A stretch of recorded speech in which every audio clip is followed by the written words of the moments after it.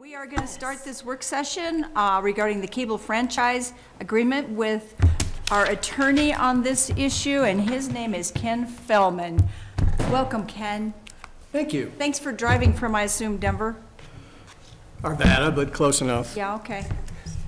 So, thanks for having me. Let me, if it's okay, I know we have about 30 minutes, and I'm only going to talk for about 10 or 15, and we'll see what kind of questions you have. But I have a law practice in Denver. I specialize in working in local government law, and my subspecialty within that is telecommunications and utilities. So I work with local governments mostly throughout Colorado, but all over the country as well, on everything from cable to broadband networks to zoning for wireless stuff to public safety communications. And I've been doing this for a lot of years. I am also a former elected official. I was on city council for 6 years in Arvada and mayor for 8 years. So, Awesome. Back in the day when there was probably 5 local elected officials in the country who were talking about telecommunications and its importance to communities. And so one, that tells you how old I am. Two, I am just so thrilled that we have so many, I mean, every elected official in the smallest of towns in this country, even if they don't know the details, knows how important broadband is. So we've come a long way. And one of the things we do is negotiate cable franchise. So what happened a little bit differently this year than in the past with Basalt is the county actually reached out to each of the municipalities because everybody's franchise was either expired or coming up for renewal, and said, why don't we do this together? Basalt is a little bit different in that the other 3 local governments are all fed out of the head end that Comcast has, which is where they have their satellite dishes and their equipment in Aspen, but they have a different one for Basalt, which is not as technologically savvy and upgraded as the other parts of the county. And basically what that means is it's not capable of putting a live high-definition feed into this building without significant investment in upgrades that Comcast is not prepared to do, and frankly we didn't think was worth fighting over. I know there's, with all the shared channels that we have now, and I am not an expert on everything that how we do public and government access in Pitkin County, but I know that Basalt's meetings are on the same night as somebody else's meetings, so your meetings get rebroadcast and aren't shown live. Am I getting that right? Ours are live. Ours live. are live. Oh, live on 17, but then rebroadcast on another station. I'm not sure which station it is. Okay. Pam is not here. She would. Ian probably knows. Yes. Do you know? So I don't know the rebroadcast issue. Okay, all right. But all right, so I was close. So broadcast live now on the local station, but then shown to the rest of the county, rebroadcast. What, backing up a little bit, and I'm going to assume that you've all glanced through the memo. There's so many things that we do in local government where it's kind of a shared state government responsibility, and we can only go so far as the state government lets us go. Cable franchising is different because the state has nothing to do with it, and it's a kind of a shared local federal relationship. Local governments have the authority to require franchise agreements of cable companies because cable companies use the public rights of way to install their facilities. We can require certain things in a franchise agreement as compensation for the use of that right of way. And thanks for getting your water because you reminded me on that here. But the federal law puts parameters on what we can put in the franchise. The other thing to keep in mind is that, and this is somewhat, well, it doesn't make a lot of sense from a logic standpoint, but from a legal standpoint, while there's one wire that Comcast has that runs through Basalt and comes to your homes and comes to your businesses, and that wire delivers video services, and it delivers voice services if you sign up for their telephone service, and it delivers internet service. We are only allowed to franchise the video part of it. The reason for that is in 1996, the industry, and I use that term generically, the telecommunications providers convinced our state legislature to take away from local governments the right to, or the ability to franchise and to require compensation for other kinds of telecommunication uses of the rights of way. And if you think back to 1996, we all had cable TV then, but we weren't even using the word broadband, and people were talking about the information superhighway, and that, but nobody really knew what these services were going to be that were coming down the pike. So there wasn't a lot of focus by local governments on that issue. I was one of about 4 or 5 people who were involved in the lobbying on that bill, and we got our butts kicked. And they basically preempted local governments from requiring franchises or any kind of compensation for the use of the rights of way for other kinds of telecommunications that were not cable. And they exempted cable from it because every community had cable revenues coming in, and if they were going to take cable away, they'd have every mayor and county commissioner down there screaming at them. But by keeping cable out of it, they were able to get through without as big a fight as they otherwise would have. So you may get complaints from your citizens about why can't you control how Comcast does on my internet service or my telephone service. We have no authority, and unfortunately the answer to that question is call your state senator, call your state representative, and try to get the law changed. So the franchise agreement that you have before you is just for the video part. There were a handful of major significant things that we got in this franchise that you didn't have, that you don't have in your existing franchise. The most significant from my standpoint are the improvements that we made for PEG issues, and PEG is the acronym for Public Education and Government Access. So it's the channel. We are allowed to require channel capacity. We are allowed to, in addition to the franchise fee, ask the cable company or direct the cable company to pay a certain amount to help the town cover the cost of equipment for your programming. And a few other things that we're allowed to do in connection with PEG programming. Of the 4 jurisdictions that work together on this process, 2 have imposed what we call a PEG fee, which is 50 cents per subscriber per month on Comcast, and that raises money to help with capital costs. Basalt and Snowmass do not currently impose a PEG fee. So one of the questions was, in the staff discussion, and Ryan was involved with it, this has taken a little bit longer than any of us thought. Ron Miller was here when we started talking about this. So, but at the very beginning, we talked about it would make sense, if it's okay with the elected officials in Snowmass Village and Basalt, that every one of the jurisdictions in the county impose the same PEG fee on Comcast because we share resources anyway for grassroots TV. So one of the questions that we are asking you tonight is, are you okay with that? We impose a 5% franchise fee on Comcast. We are looking at adding a 50 cent per subscriber per month fee in Basalt and in Snowmass Village. Aspen and the county already have been imposing that for many years. Can you repeat again where that money goes? Sure. That money can only be used for capital costs related to PEG programming. So we need new microphones. Right, okay. We need new cameras. You want to improve the lighting in here to make a better picture. Computers where you can do the editing. It can be money that the town would spend on its own equipment. To the extent that each of the jurisdictions helps fund grassroots, I'm not exactly sure how that relationship works. It can be used for that, but it has to be used for capital. Madam Mayor, if I may, if you recall, during this year's budget discussion, we did have to set aside some money to, and I believe it was for a server for grassroots for them to be able to do that. So this would be an appropriate use of that money to be able to put it. How much money is it?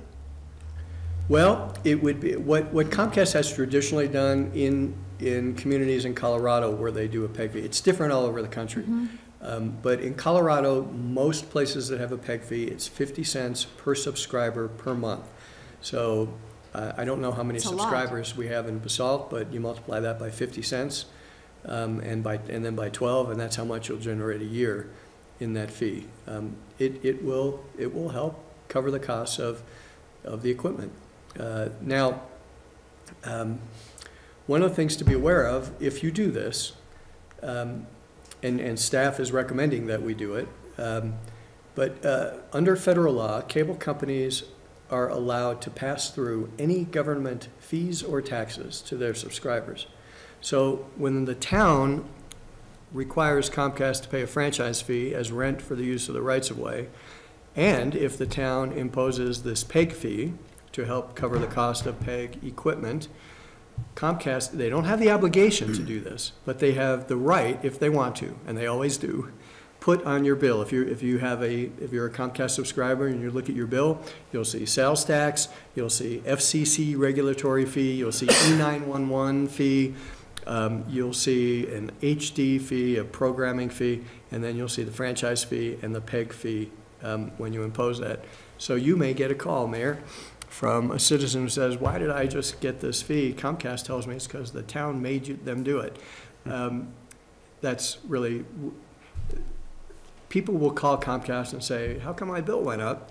And what the customer service representatives are supposed to say is the town is imposing additional obligations on us, and the law allows us to pass those through to our customers. Sometimes what the customer service representatives say is, oh, the town is making us charge this, or something less directly specific to the reason, and that's usually when the elected officials will get a call. I would tell you that Comcast would have fought really hard not to impose that fee if they thought it would have created too big of an increase and they would start losing their customers. As you know, if just from following this business, they raise their rates every year, sometimes twice a year. And they always calculate how many customers do we think we're going to lose if we go over a certain threshold, and they stay within what they think is reasonable. So they're concerned about that from a government fee standpoint as well, but this is a fee that they feel they can live with. Another thing that we've added to the PEG language in the franchise that you would not have had and you don't have in your existing franchise, this started a few years ago when Denver and Aurora they pooled their resources and they negotiated their franchise together. So you had the first and the third largest city in the state sitting at the same table with Comcast, and because of that, they had some leverage. And a lot of what's in our franchise here came out of that Denver and Aurora agreement. So we are benefiting from a 2-year process that Denver and Aurora went through to put their franchise together a few years ago. Aurora raised the issue of we would like to be on demand. You know, if you have a subscription to whether it's satellite or cable, you can watch your shows on demand. Comcast doesn't want to do that, and they don't want to do it because it takes up server space and capacity in their network, and they claim if every one of their municipalities wanted to do it, they wouldn't have enough capacity. But they offered in Aurora, they said, why don't we help fund some of the equipment that you need to do better and more programming that you can put online. I was really surprised when they did that because, as I mentioned at the outset, this is about video, it's not about internet. And usually I'm the one sitting at the table asking for stuff that has to do with the internet, and Comcast is reminding me, you can't make us do that because you don't have any authority. But they offered in that case, and they've still been willing to do it. And basically what they've offered here is they started at $10,000, but we got them up to $20,000. And again, staff was very pleased with that. $20,000 in the form of a grant, so it will not be passed through to subscribers to help pay for equipment necessary to help better and more programming go online. And because that programming gets uploaded from, I think, the county facility in Aspen, that they are also providing, and this is a $40,000 value over a 10-year franchise, a free business class high-speed data connection to upload that additional programming to the web. So each of the 4 jurisdictions will be able to have their own town-specific or city or county-specific programming, more of that online, and grassroots TV programming as well. I think that's a great thing because, frankly, the government programming that Basalt citizens watch and other citizens in the county watch, you have to be a Comcast subscriber, and you've got to be here in the county watching, and then you can get to your PEG programming.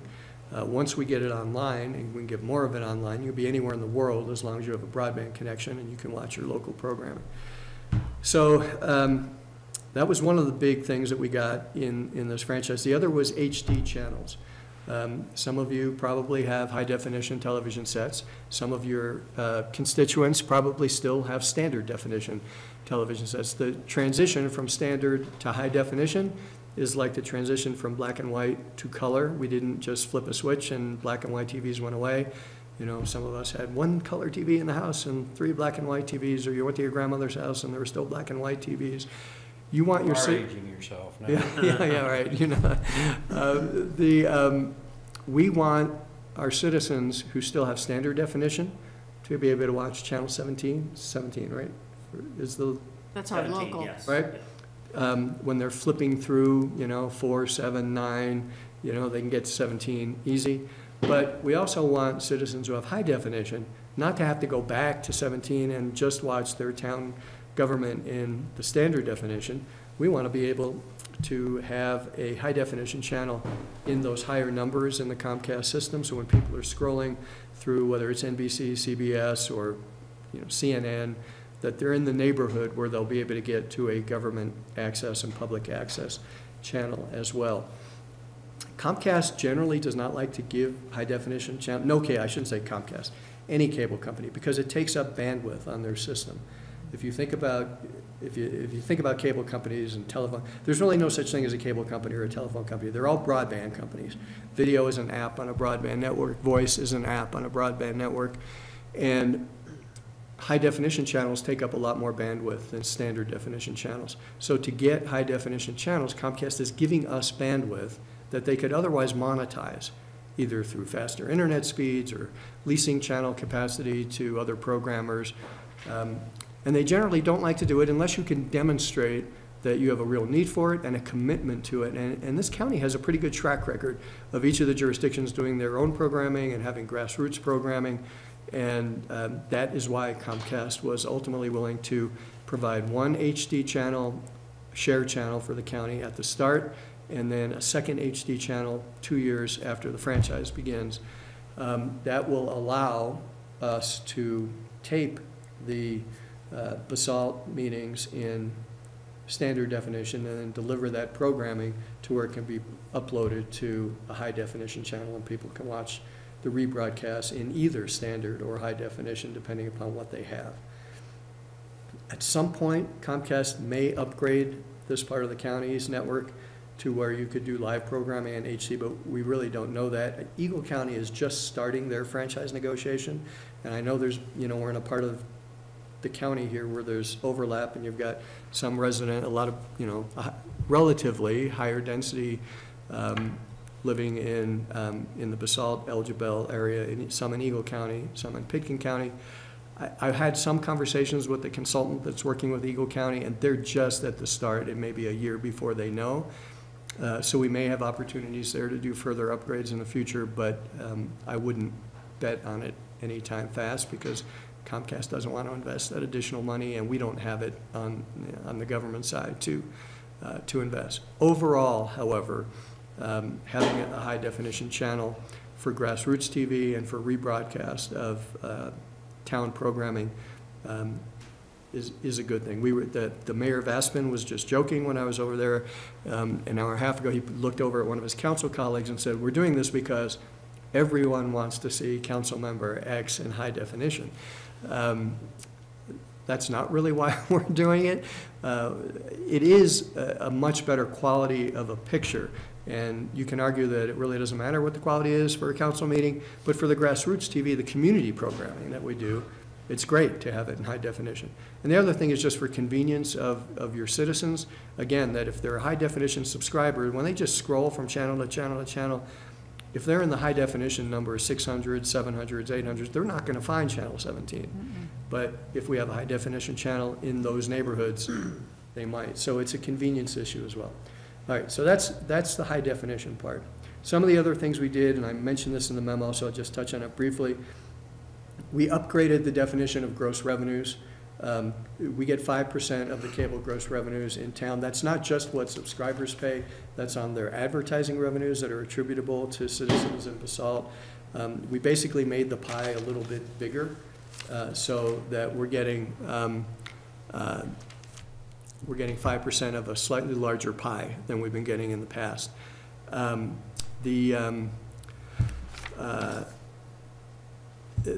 some of the audit language is an improvement. In talking to a financial consultant that does audits, there have been problems with the kind of records that Comcast was keeping when they bundle their services. So you get one fee, but you are buying internet and cable and maybe phone, and they have literally hundreds of different packages, variations that they bundle together. Sometimes they weren't keeping the records when they've changed the way they allocated the amount that goes to cable, so we can figure out if we're actually getting 5% of the right number. We now have that language in the franchise. There was language about level playing field and what would happen if another cable company came to town and how we would have to treat them. Aurora and Denver probably spent over a year just negotiating that issue. Since that time, there's been a couple of tweaks in that definition that we needed to make to address some new technology issues. Comcast was not excited about having to change that language that we spent so much time on a few years ago, but they agreed to it, and I'm comfortable with it. I'll just kind of wrap by saying I think staff is very happy that we've gotten pretty much as we can get within the framework that we're allowed to operate. Comcast was not easy to deal with, but I think they were fair, and I think they recognize the concerns of what the needs are in this community and the other communities in the county, and they were willing to give as well and compromise as well, and I'm pleased to say that they did that in this community. So I'll see what kind of questions you have, and we'll go from there. Thank you very much. Questions, anybody? I was waiting for you to say, we got as much as we could get. I think we did. That's all that you can get, so. I think, and frankly, there were a couple of things, I'm not going to say them on television in a public meeting, but there were a couple of things that if we couldn't have gotten them, we still might have, put our heads together and say, how hard do we really want to fight on this? And again, and that's when I said I think Comcast was fair and respected the needs that we showed them that we had in this community. I do think we got about as much as we can get in this case. I think it's a good franchise. I also think it's the last franchise you're ever going to do, and I say this in other communities because right now we still have the cable model where you buy these packages and you have a box that's proprietary to that company. But as you know, you can get Hulu over the internet, you can get Netflix, you can get Apple TV. The one thing that keeps the cable model together right now is sports programming, because you can't just buy them independently. When you start being able to get ESPN online just by paying for ESPN, I think the cable model falls apart, and I think 10 years from now, everybody's going to be just getting their stuff over the internet and buying what they want to watch. And your revenue from the cable franchise is going to go away when that happens, and I don't see a way to replace it given the state law that we have. So for your city treasurer and finance director and your town manager, whatever revenue we do get in franchise fees, we need to start thinking about as that goes down over the years and eventually goes away. We have to plan for that. So that's a heads up. Well, thank you. Hopefully we won't be here. Right. At least not Well, some us. of you will be Exactly. term limited and I'll be retired, so. Exactly. Right? Well, thank you, Ken, so much for coming. Did you just hit this valley, or are you hitting other areas on the western slope? This was just my Pitkin County day, so Okay. we actually, Snowmass had their work session on this a couple of weeks ago, and they agreed to move forward. I was with the county commissioners and the Aspen City Council earlier today. They're going to move forward. The county will actually approve this on first reading tomorrow. You will see it on first reading and second reading in February. Okay. If any questions come up in the interim, I'm going on vacation, so there'll be somebody else. Ask somebody else. There'll be somebody else in my office that can work with Ryan on All getting right, any super. questions answered in February. Thank you, Okay, Ken. so we'll see this come back as an agreement that we authorize. Yes. Okay. Yes, and it must be approved by ordinance. I didn't mention in my talk, it's in the memo, the customer service standards. That can be adopted by resolution unless the town attorney thinks otherwise. Some city attorneys and town attorneys like to do those by ordinance. I don't think they need to be. So you'll probably, at the second reading of the franchise, when you complete your approval of the franchise ordinance, have a resolution to adopt the customer service standards that evening as well. Super. Well, that pretty much concludes our work session, and we will regroup back here at 6 o'clock after we find some food. Thank you again. Thanks for Thank coming you. out. And having me. if you would like a bite to eat, please join us.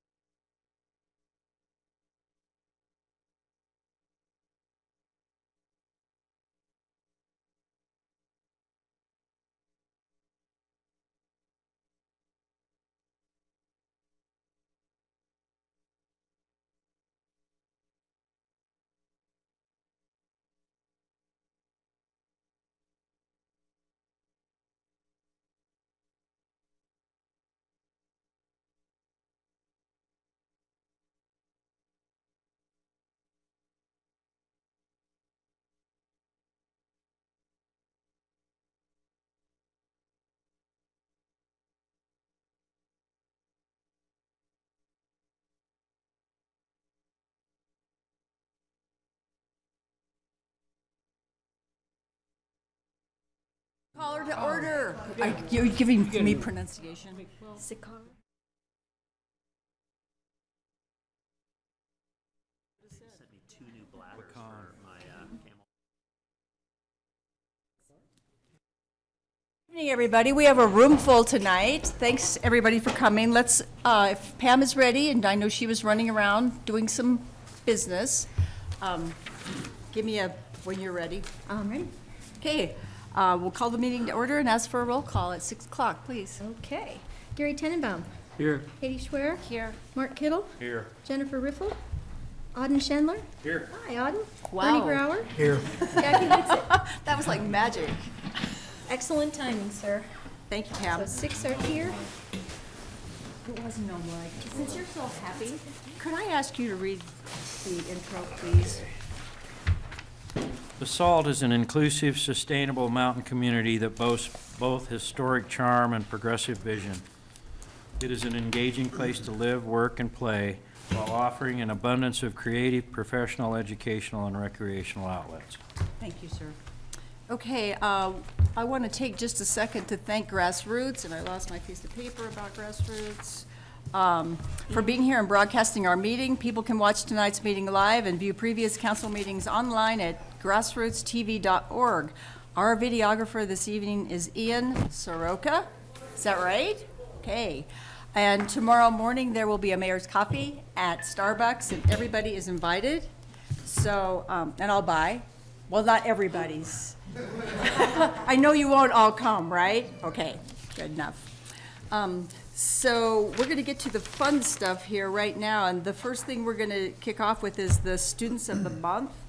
This month, our students are being honored for fairness, and what that, the list that they have given me under fairness is that they play by the rules, they take turns and share, they're open-minded and listen to others, they do not take advantage of others, and they do not blame others carelessly. Words we could all live by, right?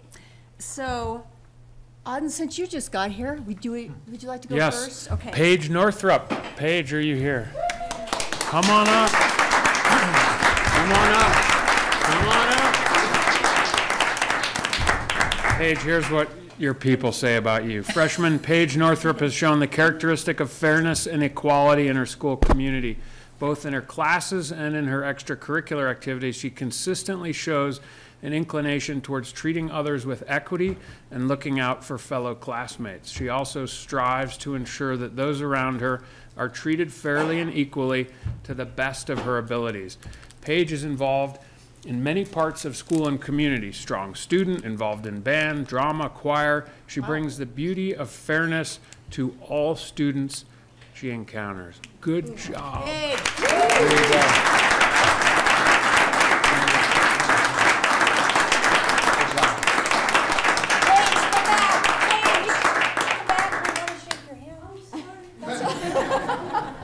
Everybody wants to shake your hand because you're awesome. I just want that. Congratulations. Way to go. Good job, Paige. Sure, why not? Good job, sweetie. Thank you. Bernie, do you want to go?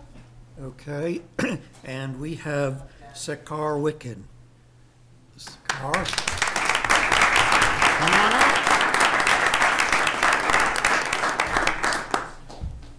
Yeah, good. If you want to face the audience, you can do that.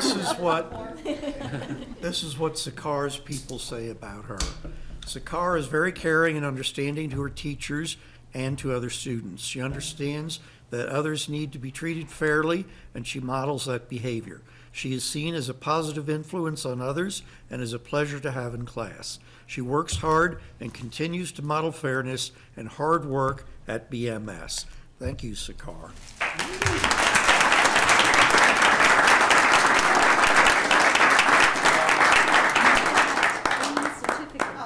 Here's your certificate. Congratulations. Congratulations, Sakar. Way to go. Thanks. Good job. That's so fun. I'm just going to Gary, do you want to go? Sure. You want to go twice? I can do You twice. have to have an extra one. Luke Raleigh.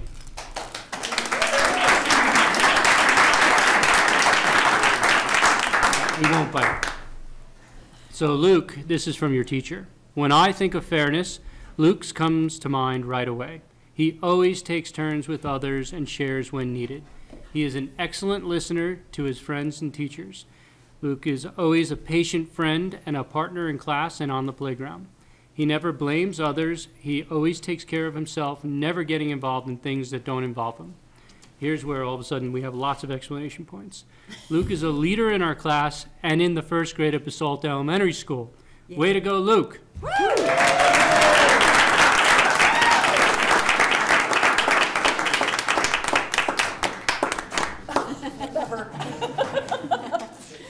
Excellent job, buddy. Gary, do you want to, you know what? Let's have Brian read that one for Katie, if you don't mind. Sure. Jen. I mean, Jen. One, you know, one of them, girls. Gage Roos. Did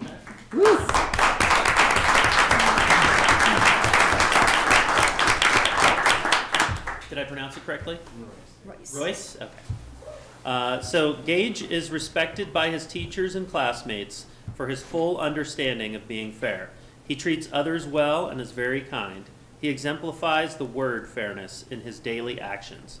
Gage enjoys people and is friendly to all of his classmates. He continues to exhibit personal qualities that are admirable to the staff at VMS.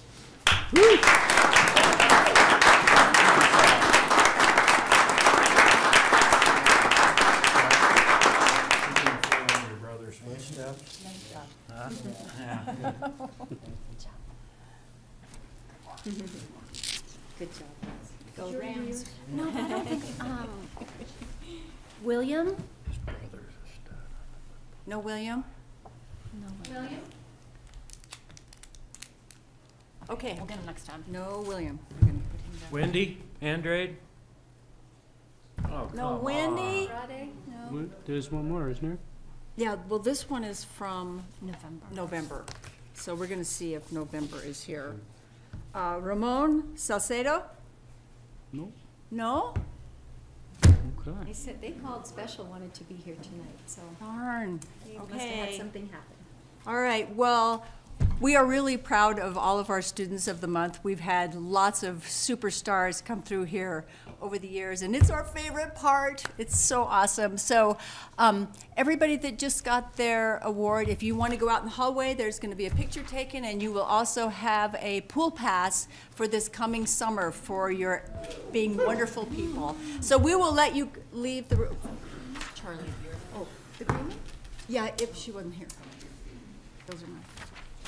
So cool. Well, thank you all. Yeah, thank Thank you, you. Luke. Thank you for helping us out.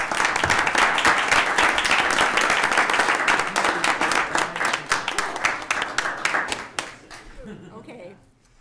Okay, well, I'll just wait. I'll just wait. Give it a sec.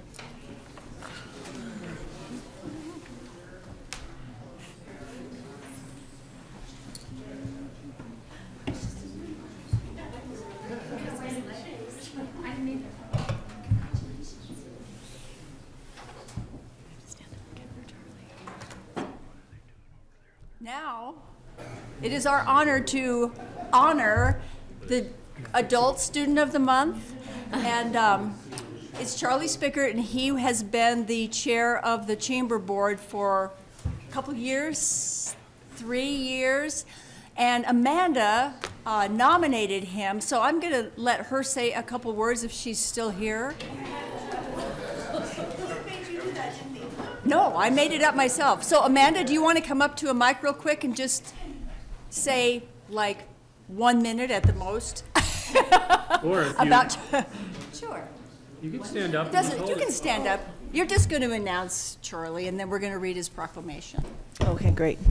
Myself, on behalf of the Basalt Chamber of Commerce, wanted to honor Charlie for his dedication, not only to the Chamber, but for the community, and for his fearless leadership in good times and in bad. And we are very, very excited for the next steps of the Chamber and the community, and we have you to thank for keeping us going on the right track. All right, thank you so much.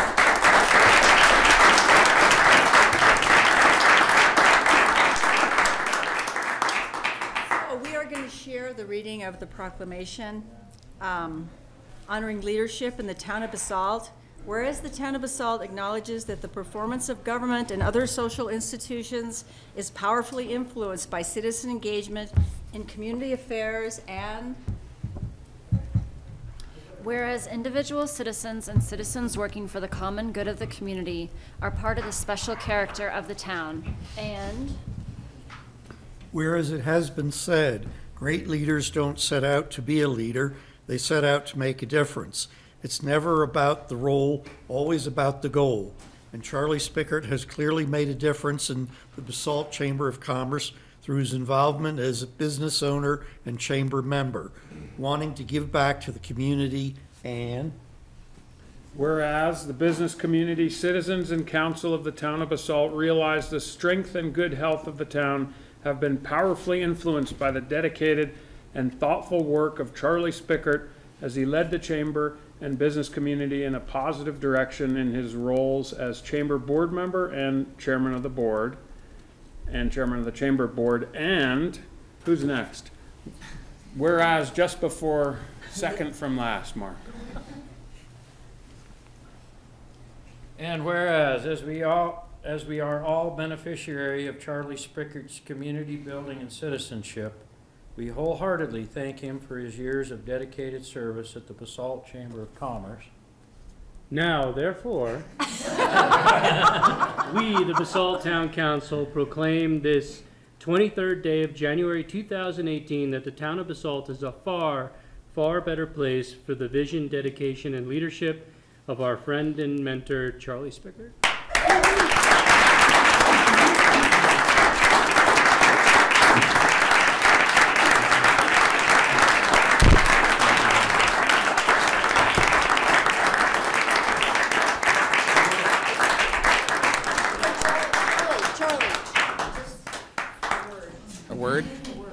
No, I appreciate it. This is very nice, and I've been very lucky to work with great people at the chamber, including Amanda, Kathy, Philip, Tim, everybody, as well as everybody here on the council, and a lot of people here in the audience.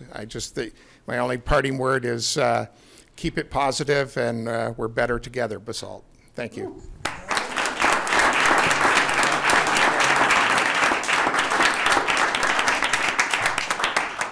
And not to go on and on about Charlie, I'll just say one more thing, and that is that not only is Charlie very conscious about the welfare of the businesses, but he is also a great coach and friend to myself and many others. I think I see heads bobbing out there, and really somehow neutralizes the stuff that tends to want to go bad sometimes. So he's still here. He's not going anywhere. So anyway, congratulations, Charlie. Thanks. thank you.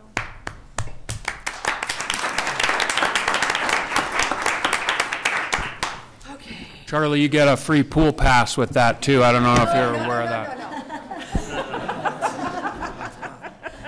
All right, you can have a full pass. Okay, our next item is the consent agenda. Is there any question regarding, I guess there's only minutes on the consent agenda. Any of the minutes from the January 9th meeting, or is there a motion? Motion to approve the consent agenda, Mayor. second. All in favor? Aye. Opposed? Aye. I wasn't here, so You I can guess abstain if you abstain. want. Our next item is our call to the public. We would love to hear whatever comments you have, but also we are kind of digging for positive comments about and gratitudes about Basalt. So anybody in the public at this point who would like to come up and make some comments regarding town business or something that you're grateful for in the town of Basalt, come right up to the mic, just say your name. Long time no see, Royal. How you doing? Good. Okay, thank you. Thanks for the opportunity, Council. I wanted to take the opportunity to, it was a great start of your meeting with all the wonderful enthusiasm from the great young citizens of the community. And I wanted to stop by this evening and try and reflect a little bit about where I believe I'm not a resident of Basalt, but I'm a resident of the Valley, and I'm a business owner of property here in Basalt, and have been for a long time. And the thing is that we're at a juncture where there's a lot of positive things that are happening on all corners, and you guys are responsible for a lot of it, from the underpass to all kinds of different aspects of between Willits and Old Town Basalt. But it's time to move beyond some of the challenges that have been presented by the CDC property and the acquisition of it. And I think that the town has done all the heavy lifting here and carried the burden of getting us to a point where the property is at this exciting stage that it is. And so that hasn't occurred without a lot of hard work and challenges. But I think to help the entire community move forward and focus on positive developments, that I would encourage you to take the final step at this point and find the mechanisms to complete the process. And it is heavy work, and it requires leadership, but there's a mechanism somewhere in there. You know, we talk about vitality. Willits has its own share of vitality, and people have been asking to try and see that replicated in the old downtown area. And I haven't vetted this with anybody or talked about it with anybody, but it seems like to me that there's one opportunity, and it may fit into that prescription that a lot of people described in the town charrettes about an organization that could bring community values and enthusiasm to that portion of the CM, the CDC property that people want to see developed, and that is Takaw. And is there any chance that the town can go and help them build their physical structure on town property there, acquire the property, and then give them the opportunity to fulfill their ambition to have a building, and maybe it you know, will address everybody in the community's vision for how they want to see that property develop. So I wanted to just mention that to you and encourage you to find the right solution, because there's lots of other stuff that's coming right down the pike that is going to need our attention and focus. So let's get past this part of it. Thank you. Thank you so much for your positive comments and ideas. Thanks. Royal. Any other members of the public that have comments for items that are not on the agenda? Yes. All of you. Lots of positive feedback. Yeah, I think, Mayor, we've got something for the council and the town that fits your need for some positive feedback. So I'm Stephen Elsbrum, I'm a principal in DHM Design, and Jen DeQualo from DHM Design. And Laura Kirk from DHM. And we're here today to present to you an award that is prestigious and well-deserved. And so, Jen, will you describe that a little bit, or Laura? So we submitted the Basalt River Restoration Project for an award with the American Society of Landscape Architects, the Colorado chapter. And the project was one of only 8 projects this past year that received an award, and there were over 50 submittals. So it was competitive, and it was quite an honor. And we just wanted to take a moment to say thank you to the town in all its multiple levels in terms of its vision and its collaboration in realizing the project. So thank you to town staff and Larry Thompson, who worked so hard on the project past his retirement years. Thank you to the town council, and also thank you to the post committee, who were integral in realizing that vision. So with that, thank you. Any other? We have this physical. Do we get to keep that? Yes, that's yours. So this is yours. So thank you. To hang up, and yeah, thank you all. That is beautiful. Thank you guys. Yeah. Congratulations.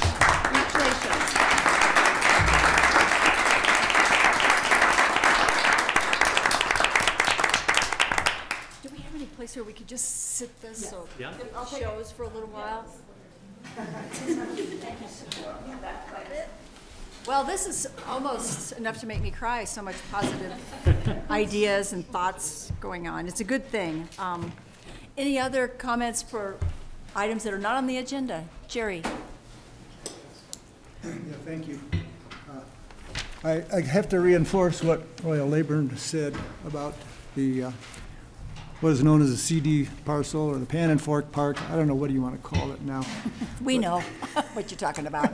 But I want to encourage this board, this council, the one that's sitting in front of me, to move forward to purchase the parcel. Don't wait. Don't keep kicking this can down the road. You have an opportunity now to buy it. Put it on the agenda, please. You don't need to wait for developers to come with little plans here and there or suggestions. Just go ahead, put it on the agenda, vote, hopefully, to buy it. You've all done a lot of work. There's been a lot of work done on it, and you've all taken a lot of heat, but if you can't, what do they say? If you can't stand the heat, get out of the kitchen. But and I understand there's probably going to be a lot more heat. But thank you so much, and please put this on the agenda and vote on it. Thank you. Thank you, Jerry. Yeah, Mark.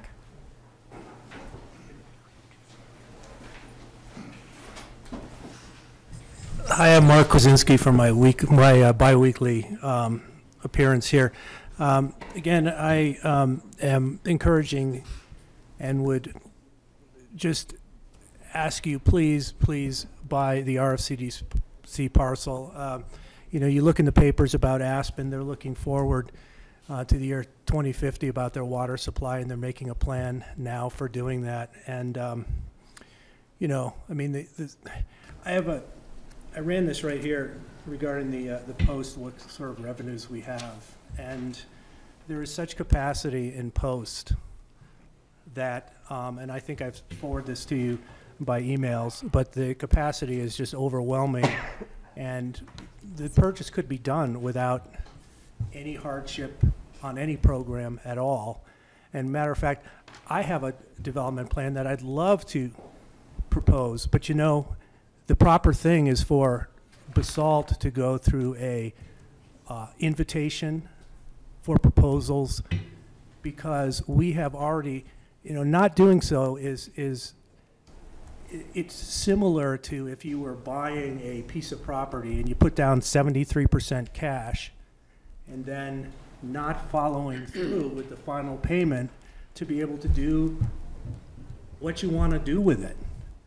Instead, by not having possession in this dysfunctional relationship of, you know, of selection, you basically are taking the crumbs rather than what we've already paid for. It's not going to cost taxpayers any more to have this legacy and to get exactly what we want. There's an easement out here that you can have that's very important to the town. It's another asset that you will acquire by buying that. It's about 1.5 acres. It runs down the length of Two Rivers Road, and it comes up Midland Spur. You're going to need that for developing the Merino parcel. When it comes to doing anything with this, the Lions parcel, you're going to need to have control over that as well. At some point, you're going to want to have another piece of land to relocate this facility and perhaps Art Base.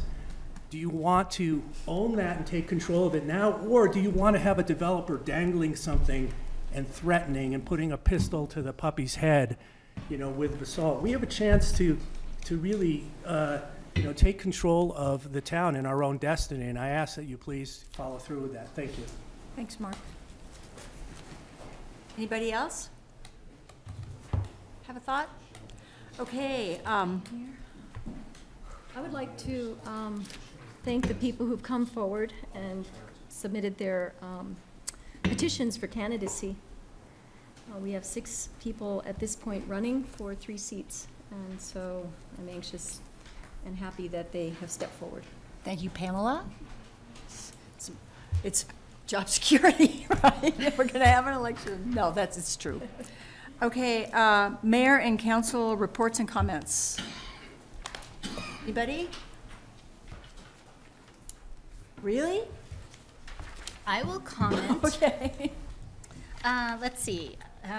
It was educational to attend the Eagle County Roaring Fork Mid-Valley Planning, their first meeting this last week. I really appreciate all of the Town of Basalt comments and support all of them, including the individual comments. What else? I met with citizens and listened to their perspectives. Someone in the public took a photograph and made it newsworthy. I got contacted about, what were you doing? So I'm going to be clear that anyone can contact me to have my ear. And you can take a photograph and put it in the paper if you like, or write an article about it. But the headline reads, Basalt Town Councilor listened to constituents. Excellent. Yes. There we go. Thanks, Jen. Okay, others? Okay, I have a couple of things. One is I just want to echo what Pam said, that to throw in your name in the hat to run for office and sit up here is, it's a commitment, it is brave, and it is a lot of work, but so worth it. So thank you for those of you who are in the room, who have thrown your hat in. And my other deal I wanted to say briefly is that I hear so much about the Verizon problem. We cannot ignore this anymore. I know the people who live on this side of Highway 82 in downtown don't have a problem, but nobody in Willits has service. Nobody where I am. The businesses in the Trade Center, for God's sake, don't have phone service. So when we come to our next meeting, I'm going to bring a letter, and I'm going to try to contact the other nearby governments who have citizens who live in Willits, so that would be Eagle County for the most part, and see if we can't sign a letter and send it to Verizon. And I also have heard some scuttle on Facebook that, given that we don't have service, maybe we should be trying to get some kind of a class action movement going on to just get the money back that we have paid for 8-9 months a year, and we have no service, none. So I'm tired of it, and we are getting nowhere just putting in reports and complaining about it. So I'm going to bring a letter next time for us to discuss and see if we want to get behind trying to ramp this up a little bit higher with Verizon. So that's all I have. I have a question. Yeah. If you were with another service carrier, is there proper service? Like if I you were to just have heard change to nothing. Sprint or I've heard nothing. others? AT&T is really diminished as well. Okay. So, anyway, it's really strange because to come across the highway over to Old Town and have service and go on the highway between X and X and drop calls consistently, or be in Willits and have to have a booster or not have service is just, we're paying for something we don't have. So that's called stealing in my world.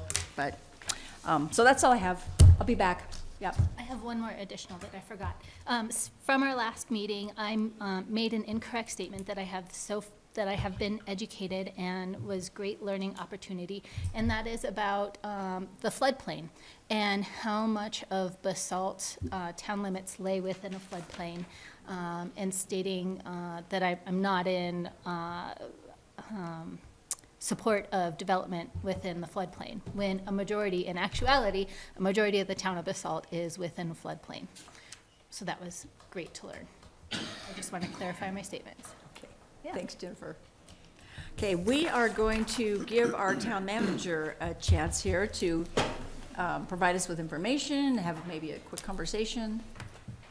Yeah, so it's January, and if you recall, last August, shortly after I arrived, we did a retreat over at RMI for about a full day, and I was able to get some input from you all, help from staff, also was there to inform some of what came out of the process. But ultimately, we came up with a work plan for 2018 that helped point us in a direction for the budget and some things that we wanted to look at.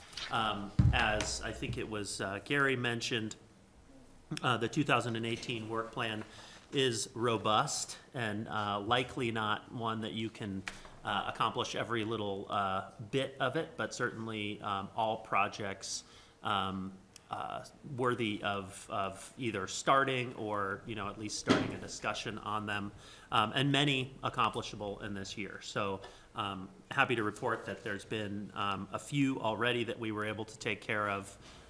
Examples of that, Pam did a great job helping us with our town's computer system and getting that on track, making sure it's secure, bringing it up to today's modern technology standards. So we're happy to report that that was the case.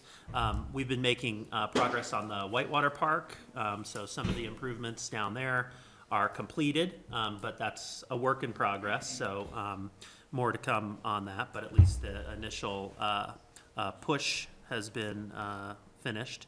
Another, if you will all notice on your way out this evening, we made some enhancements at the front counter, just trying to improve the customer interaction with our staff, but then also just make it more secure back there, just to define what's the public space and what's town or administrative space.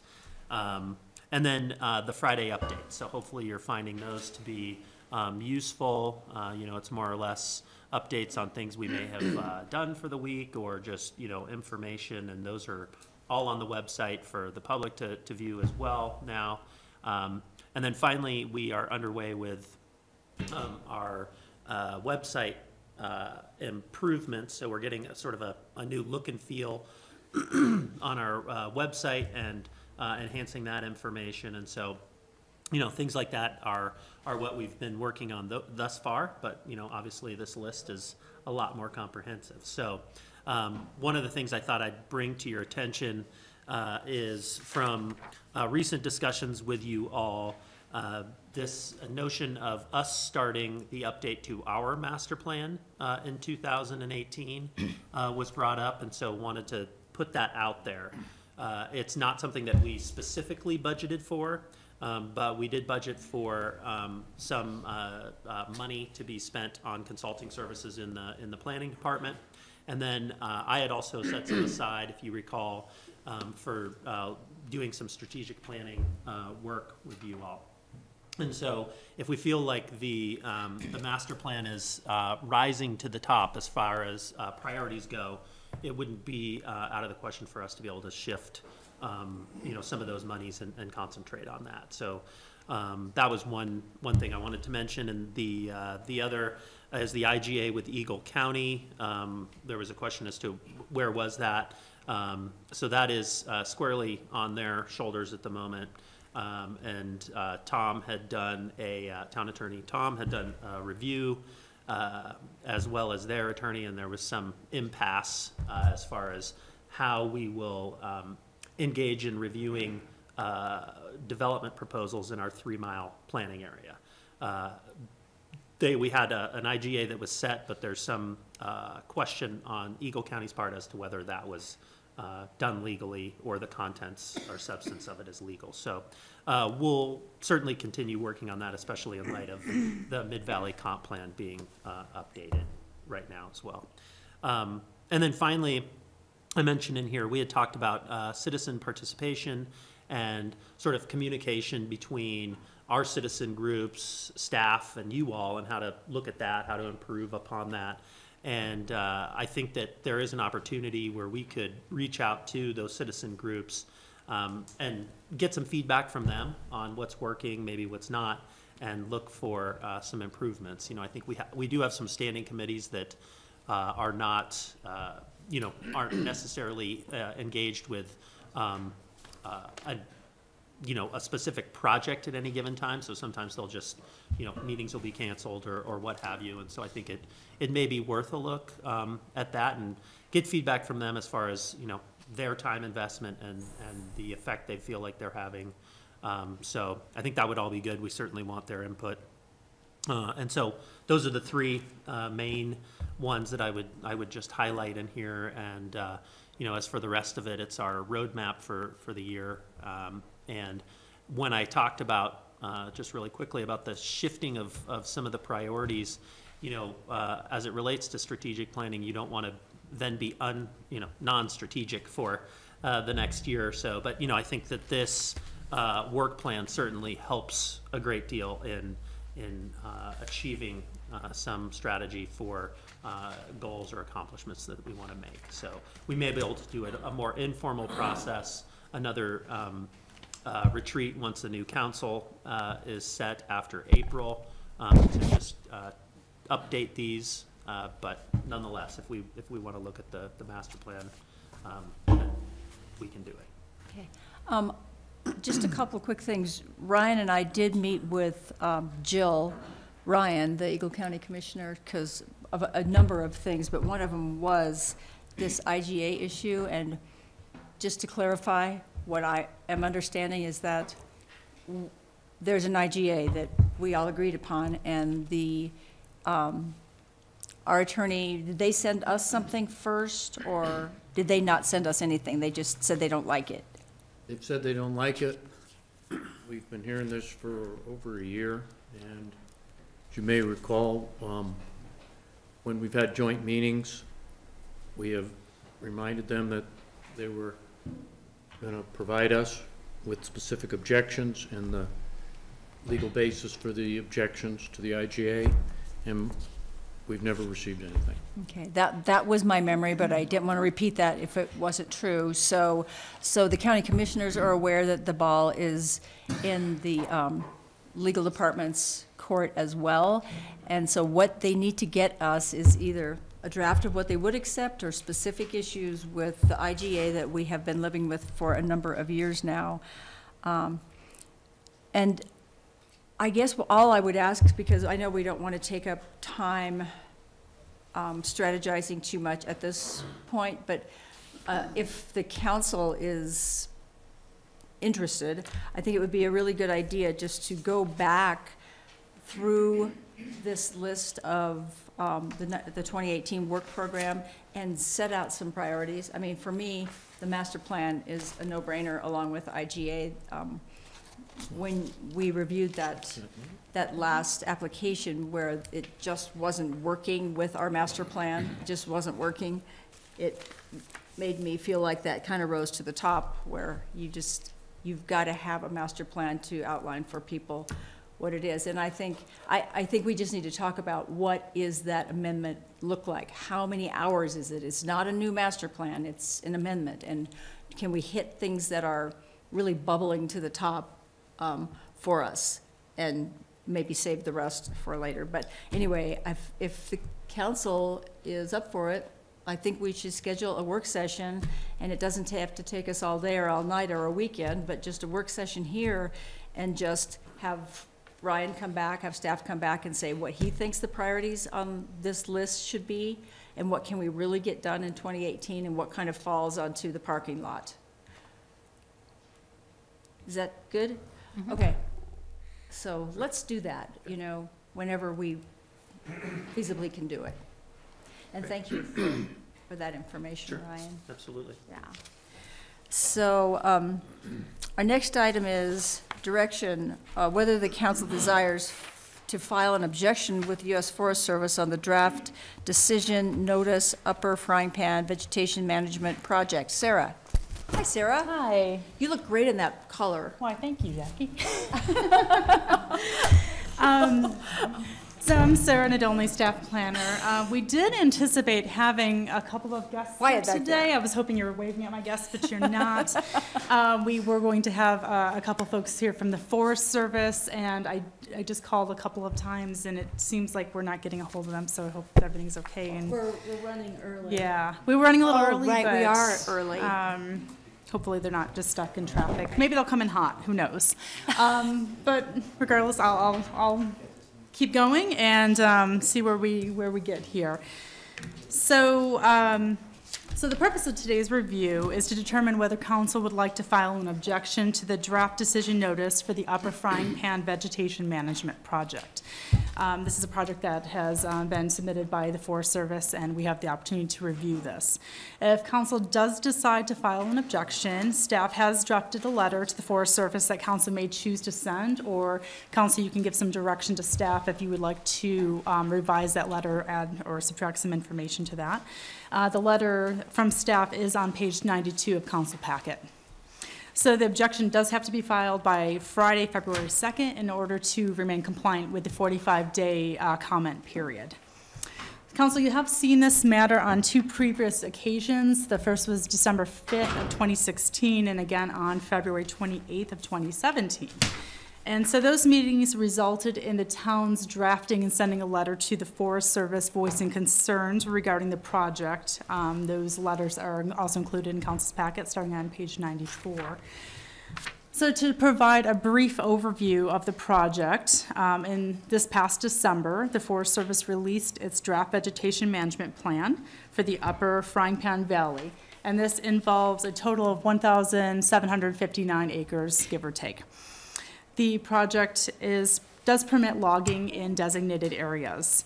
And while there are multiple areas that are going to be impacted by this plan, there are 3 areas in particular that affect the town of Basalt. These have been highlighted on this map here. Maybe we should look at the larger map in general. This is all the areas within that red circle are the areas that are designated as part of this plan. And here are the 3 areas known as units designated by the Forest Service that will be affecting the town of Basalt. These are found near the Deemer and Cellar Lakes. They are just past the Rudai Reservoir, headed towards Thomasville. So these impact the town of Basalt because the principal haul route for the logging trucks and ship vans will pass through town and up the Frying Pan Road, so right through middle of town. And they're estimated to be about 933 trips for these areas. So based on previous feedback, the Forest Service did make some revisions to their plan, and now their final draft does include a minor reduction to the overall project areas. They're suggesting prohibiting hauling activities from Friday at noon through Sunday at midnight, as well as on holidays. And they have authorized improvements to a service road, 506, which would direct the logging traffic from the Frying Pan to I-70 via Burnt Mountain Road, going through the town of Eagle rather than through the town of Basalt. However, there is no secure funding for this alternative road improvement. And the road would be an alternative. It would not be made mandatory for logging trucks. So there's no real way to know if this would really impact us positively. So in the past, council has voiced concerns with logging traffic and of course its impacts on public safety and the general enjoyment of the area for both residents and visitors in the town of Basalt. And there's been a lot of discussion around the appropriate period of time over which logging is expected to take place and further restriction potentially of hauling hours should this go forward. So staff's drafted a letter, and this reiterates a sentiment of the past letters and focuses on a potential elimination of this project area, specifically just ridding this so it would remove the concern for the town of Basalt. Reduction of the length of the overall project to 1 or 2 years total. I think it's they're estimated to be around 5 years at this point. And restricting the hours of hauling from 10 a.m. to 3 p.m. in addition to the restriction on the days as indicated earlier. The letter also does request a meeting with the reviewing officer of the project. At this time, I would have turned it over to our guests, being that they're not here today. If there's anything I could maybe clarify or happy to discuss our staff's letter with you. Sarah, have you been actually speaking with the Forest Service representatives, or has it been other people? I have spoken a little bit with Brett Crary, who is the project manager and the NEPA planner for the project. He explained a little bit more detail as to what, what to expect and what was impacting the town of Basalt. And most of it, I just have, most information I've gotten from the Forest Service website. We can try to, Brett was gonna try to be available by phone, who's really kind of the project manager, and Karen Schreier, who's the district ranger, was actually coming to the meeting, and we're running so much ahead of schedule. And she was going to bring Brett's phone number, but we can try his office number and see if he's there so he can answer any questions. Well, I guess some of my questions are kind of the same old questions, which are, what can we really restrict? What is the goal of a letter of objection? I mean, my understanding from these past meetings is that we can limit speed limits for all trucks, or we could limit speed limits. But my memory is we can't force the Forest Service to take an alternate route. We can't force the Forest Service to not do the job. So, any reminders of how that really, Gary? Well, if you file an objection, it gives you standing to work with the Forest Service to continue the discussion. And so that is a big piece of NEPA, is to really, if you file this objection, you ask the Forest Service to, reconsider some of the things in there, and then they will take all the objections, and I'm sure we're not going to be the only one who objects to this, and then comes up with a final thing, and then obviously if the town really doesn't like it, they can sue. But in reality, for me, here, looking at this, the Forest Service did listen to a point, to a certain amount on this.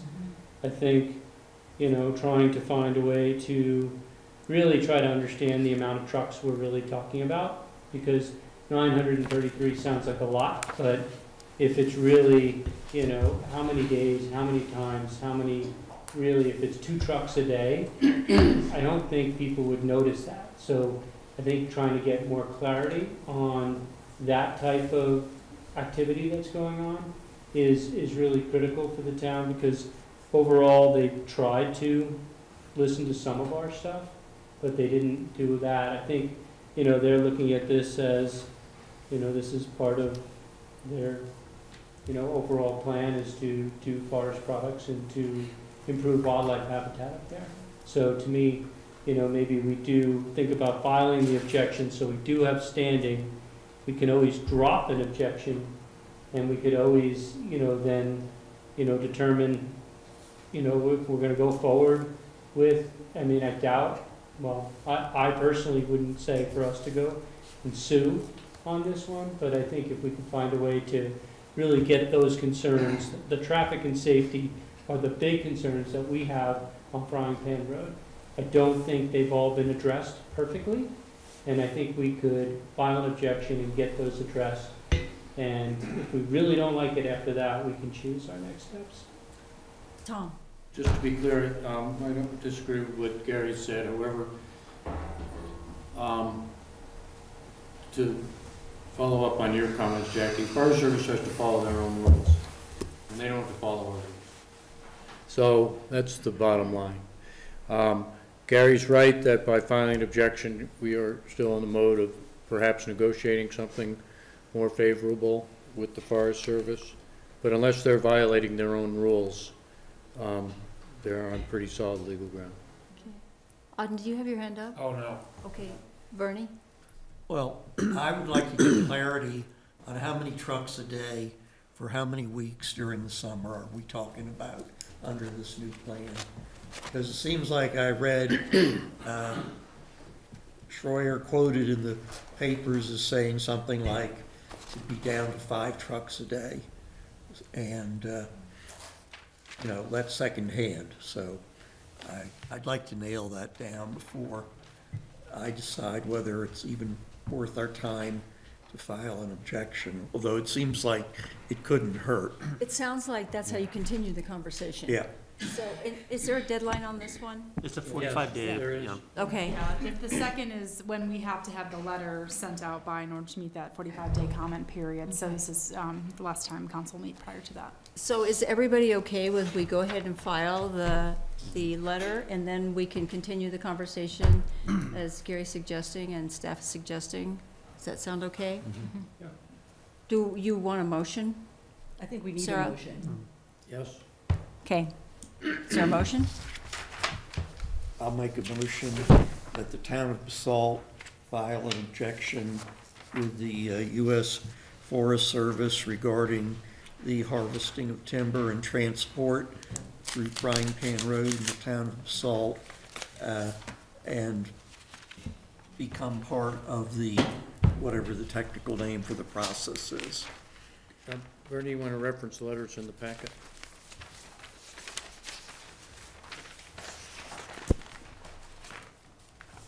The draft letter for council consideration, that one? Page 92. Page what? 92? 92. I don't think the paper copies are, Oh, sorry. Yeah. It was an downline copy. Second page. 92 of 236. In your packet. Oh, okay. Well, and I would reference letter January 16th, 2018 from Brett Carey to the town of Carbondale, and a letter, that's not it? just this one, just this one. Proposed draft letter, There. council consideration. The letter from Ryan in the town. Yeah. It's just January this one. 16, 2018. Oh, okay, the letter Right. of He's right. March 16th, 2017. No, Tom, you were right. You were right, Bernie. January 16, 2018, it's the draft letter for town council consideration. All right. Signature by Ryan Right. to Betty Crary. Brett Crary, I'm sorry. You were right, Bernie. Okay.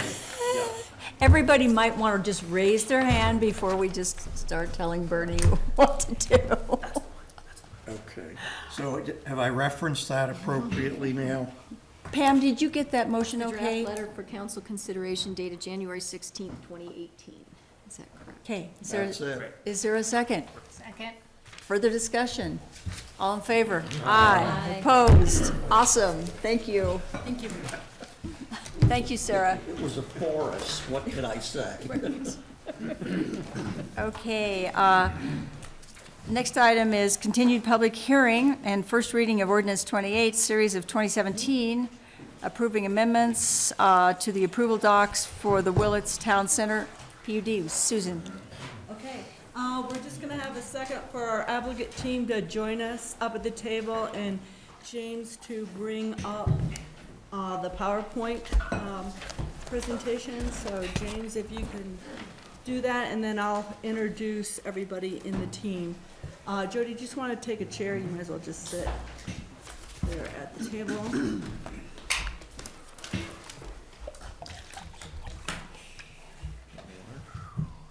Yeah.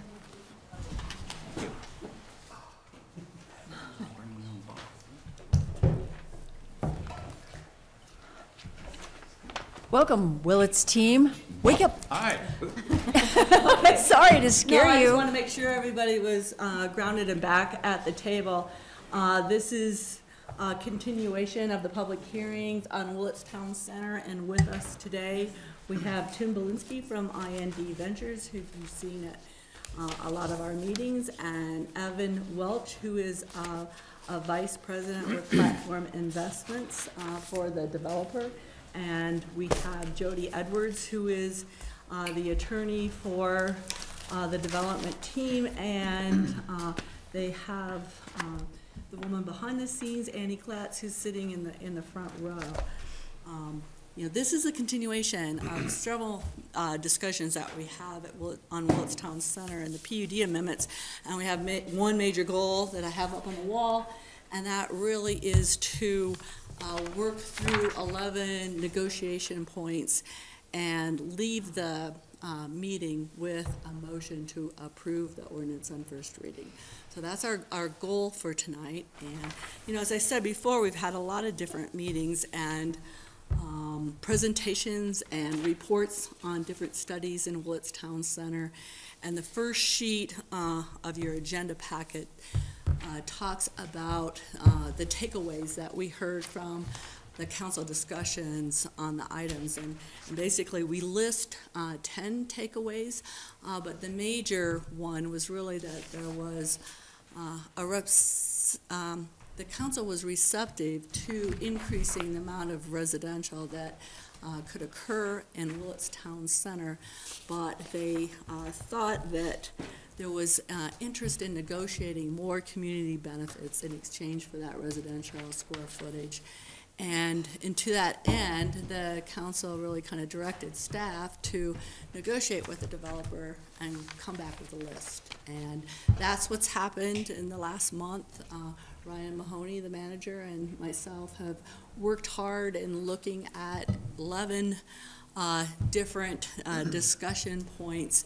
And what we want to do today is to walk you through that. If you could put to the next item, James, it's kind of the outline for today's meeting. I was going to do the introduction, and then I'm going to kind of run quickly through all of the 11 negotiation items and where we're at on those, give the opportunity to the applicant to make a response on those, but not really get into the weeds on those different items, but rather wait, take public comment.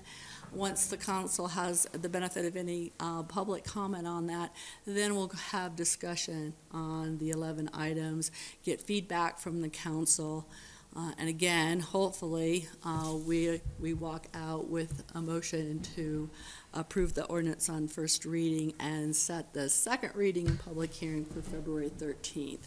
So that's what I have outlined. Does that work for everybody? I just have a couple more quick things. This is just housekeeping stuff. We're kind of spread out sometimes. Everybody needs to use their microphone, and I think you got to be kind of close. And I will just ask Ian if you will give us a yell mic if you're not picking it up, because we just keep going. We don't have any idea. And also, if everybody could please ask for the floor so everybody's not correcting Bernie at the same time, or Susan or anyone else. And also, I wanted to express my gratitude for how refined and concise the staff memo is, and I found it very easy to understand, and I want to thank Susan in particular for that, because it's been a very complicated pile of information. So go ahead. Well, hopefully it'll become even clearer as we go through here, but bear with us as we so again, we're going to kind of go through our 11 discussion items and negotiation points. And in your packet, you had the matrix, which I'm just going to leave up here this is an excerpt from the matrix that you had in your packet, which kind of outlined these different discussion items and had the developer's original request and then staff recommendation. So I'm just going to go down them. The main one, of course, is the square footage. And in this case, staff was recommending a compromise at 50,000 additional square feet of residential development. This is a reduction of 21,000 square feet, more or less. This is, we were also, the actual condition itself includes incentives not to put the chillers and the boilers on the roof, and so it gives the opportunity for the developer to take advantage of an additional 2,000 square feet on each of the vacant blocks if they don't put the chillers and the boilers on the roof.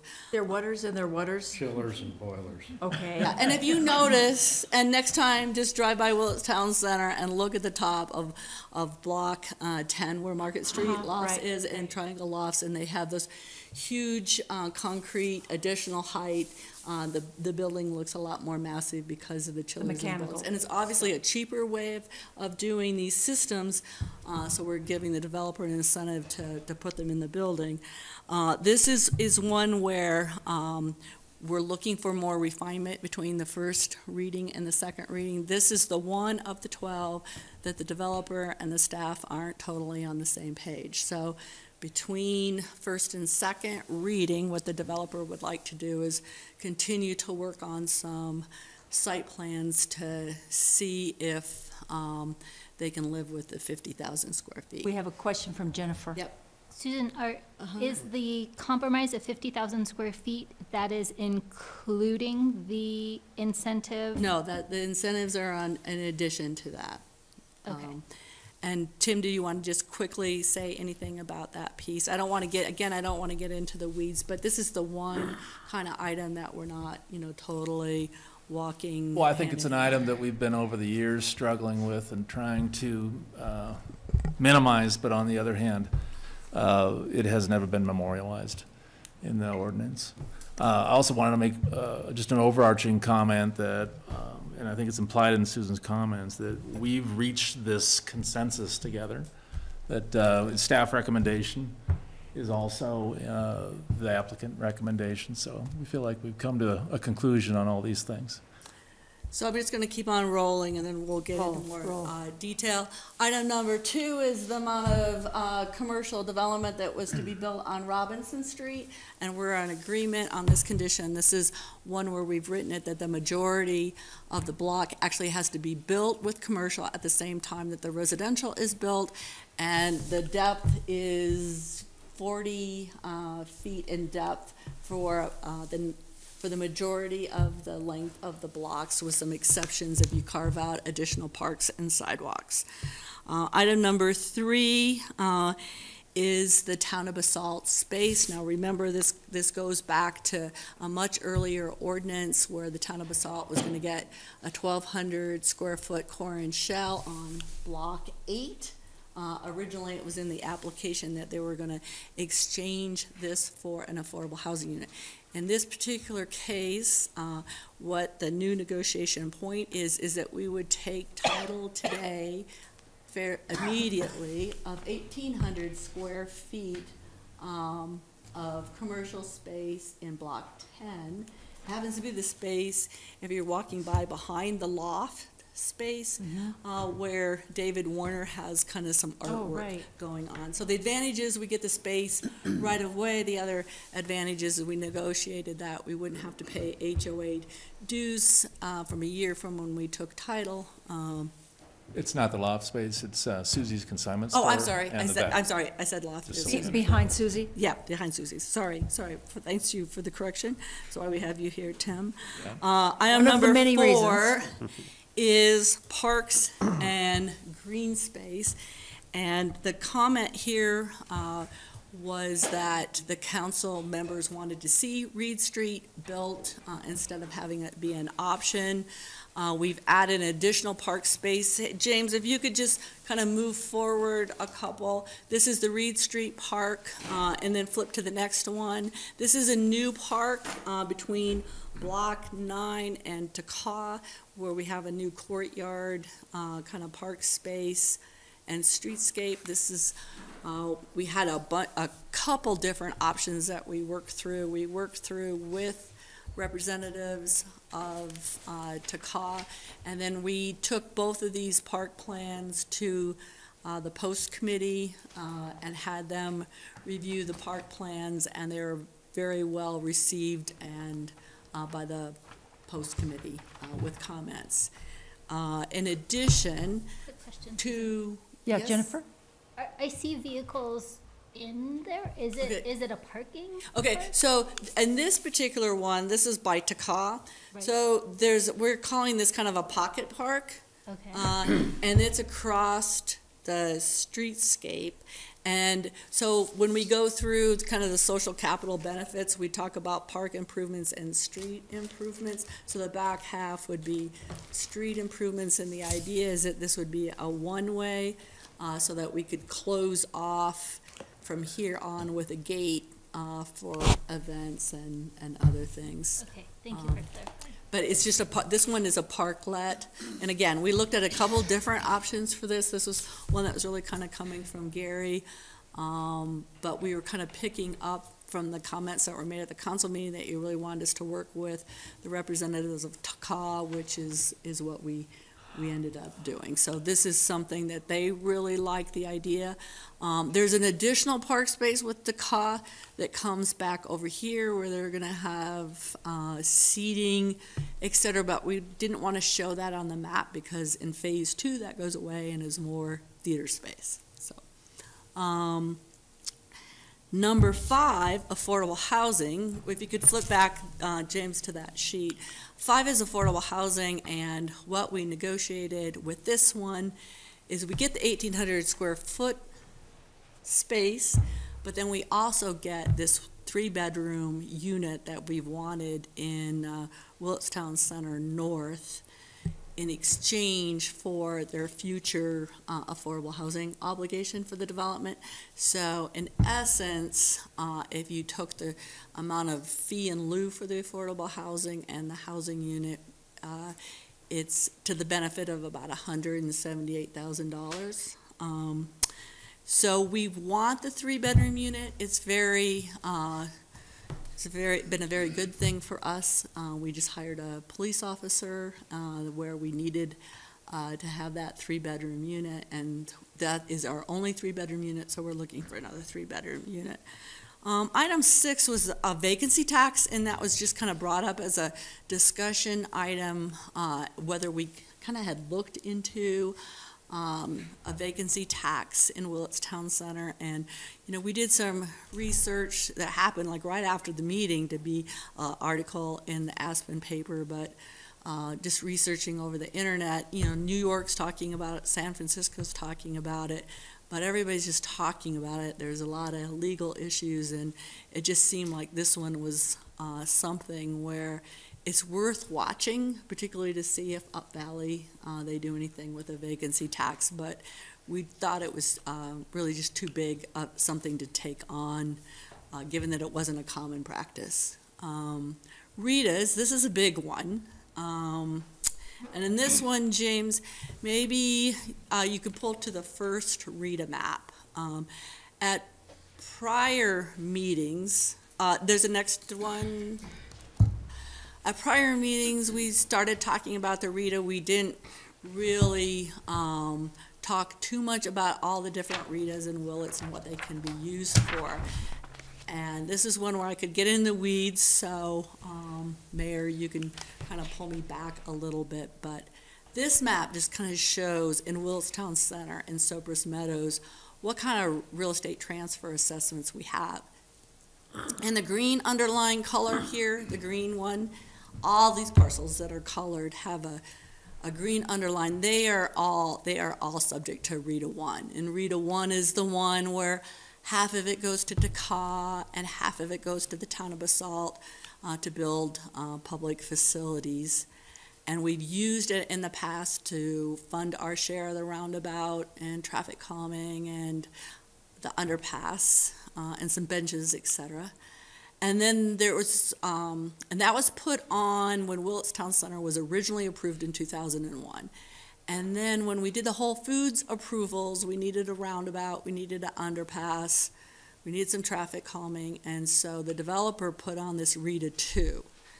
And Rita 2 then applied to most everything the developer owned at that time when the Whole Foods was being built.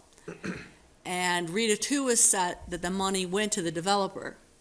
So they front-ended their share of the roundabout, the underpass, double left turn lane on Highway 82, and some traffic calming in Cypress Meadows. And so we collect that money and give it to them. It's a straight transfer. You guys don't see it in the budget, it's just a straight transfer. And what this condition does is go to the earlier map now, James. So what this condition now says is the town has rights to Rita 2. And if you remember from the staff backup, staff was recommending that we not really increase a real estate transfer assessment any greater than 2%. That's the highest that we have in the town of Basalt. So what this condition says is that the town has increasing rights to the Rita, and the way it's written is any block that's vacant today, except for block 3, we get the Rita on the next sale. And then for properties that are already built, this is where it gets tricky, okay? Going on? Okay, so that are already, I'll give some examples too. So vacant blocks, here's block 4, block 9, block 11, and block 8. They're vacant. The next sale, if they sold tomorrow or sold 10 years from now, we would get Rita 2, which is the 1%. In addition, if the property's already sold one time by the developer to someone, we get the next Rita.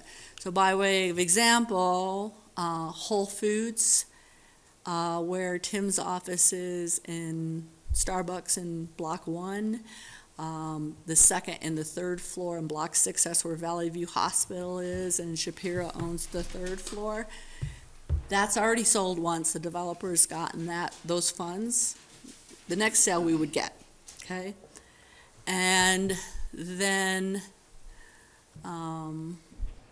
in the blocks that aren't colored at all, those haven't sold yet, and we included block 3 in that. So block 3, block 7, just the commercial areas of affordable housing is exempt, and block 12, next time it sells, the developer gets those revenues, but the second sale, we would get those revenues. So. Not block 12. Not block 12.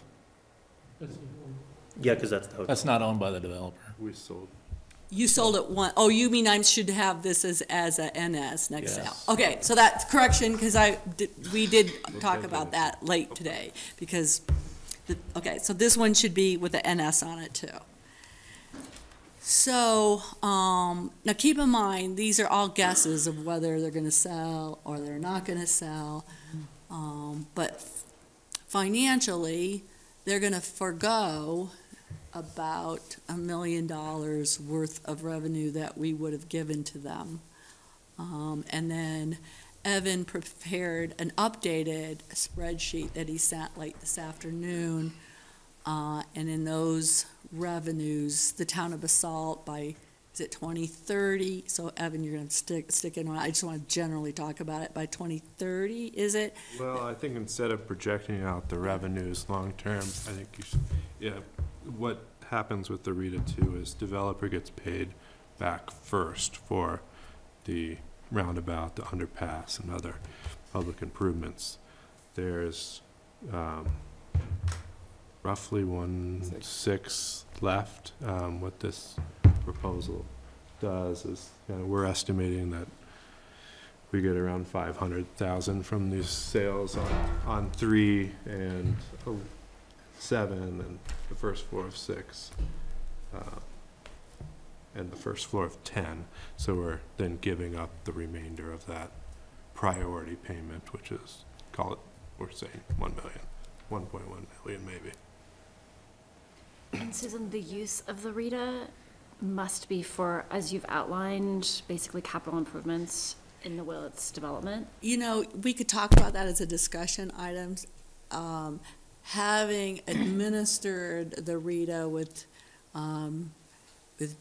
Judy for different projects, my first reaction is if we can put it in the same category as our Willits share of Rita 1, it's just easier to track and account for, but we can talk about that in more detail. Okay, because the uses are completely different. So, I mean, you would commingle funds, but obviously have them earmarked for. Yes, and so now if you looked at that first map, you know, when revenues come in, we have a really involved spreadsheet about how the money gets separated into these pots, so they're accounted for. So, you know, Judy will probably want to weigh into this, but that's why on other applications, we want to keep as many of those,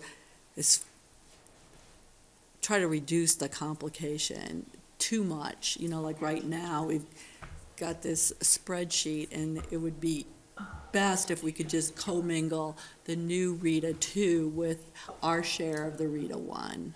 But again, we can talk about that. On. Go ahead, Jen. No, I'm good for. Okay.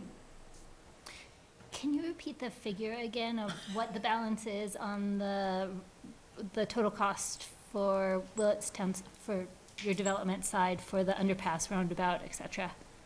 So it's roughly 1.6 million that we're Okay. still due.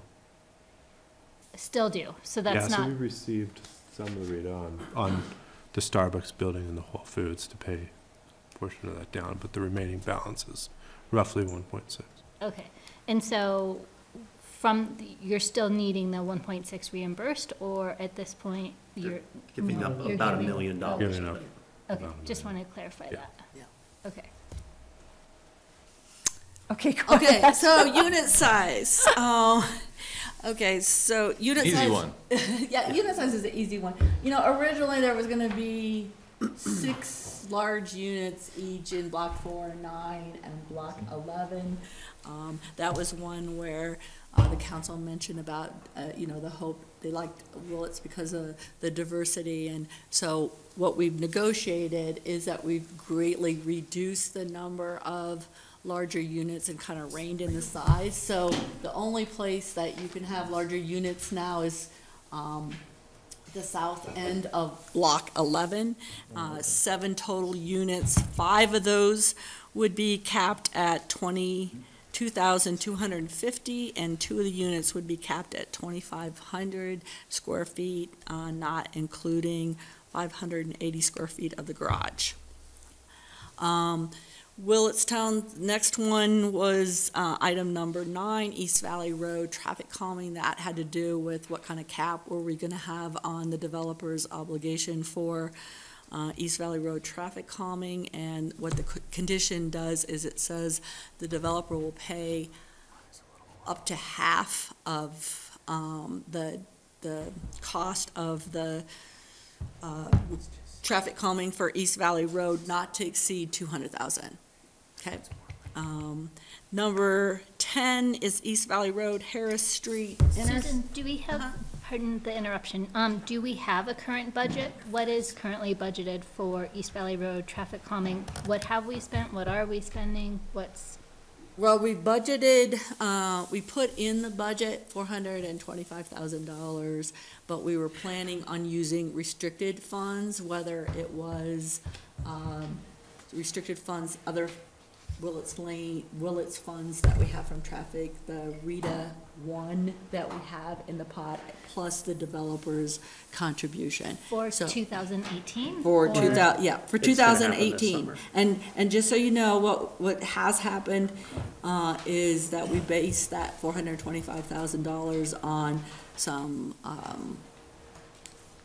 cost projections from Loris, and we got updated ones based on a bid that Loris had got for a project in Aspen. So what we've done, this is probably more information than you need, but we're doing some options as part of the traffic calming so that we can kind of keep the budget within keep the bid, you know, depending on what the bids come in line with the project. Okay.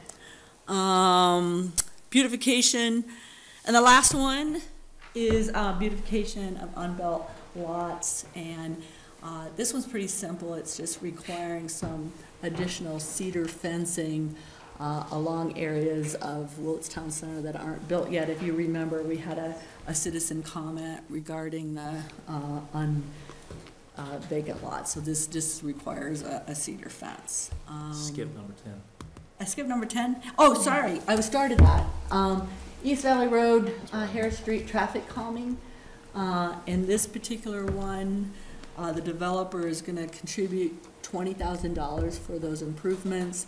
Our current plan is to keep that pretty modest. We're going to take out a couple parking spaces, do some striping, and then we're also planning on taking the money and using it for doubling the light fixtures at all the poles to provide for more lighting in the whole area for Triangle Park and that intersection.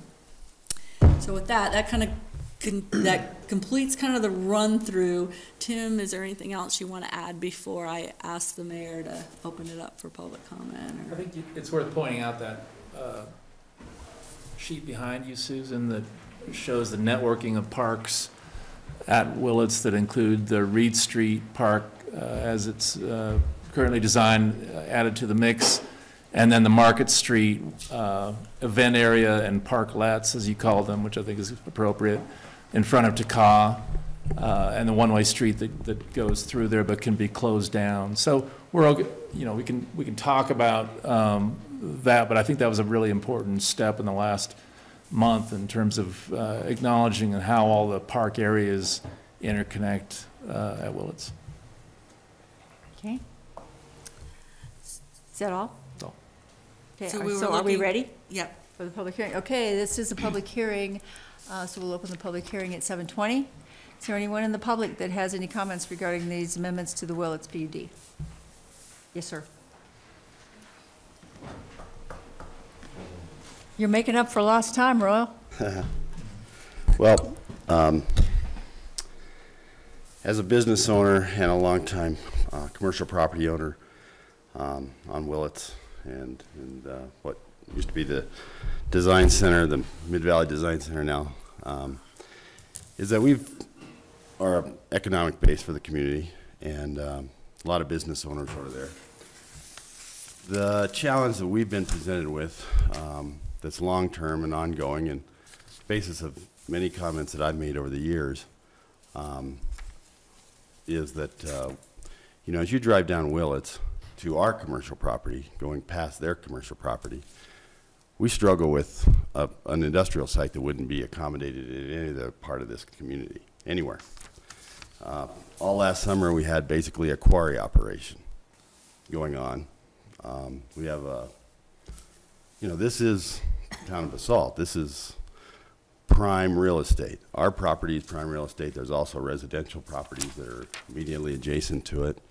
I think that screening is appropriate. If there was any other business, it was my business, and I was engaged in these kind of activities, I would expect that the town would demand that I screen those activities so that it doesn't detract from the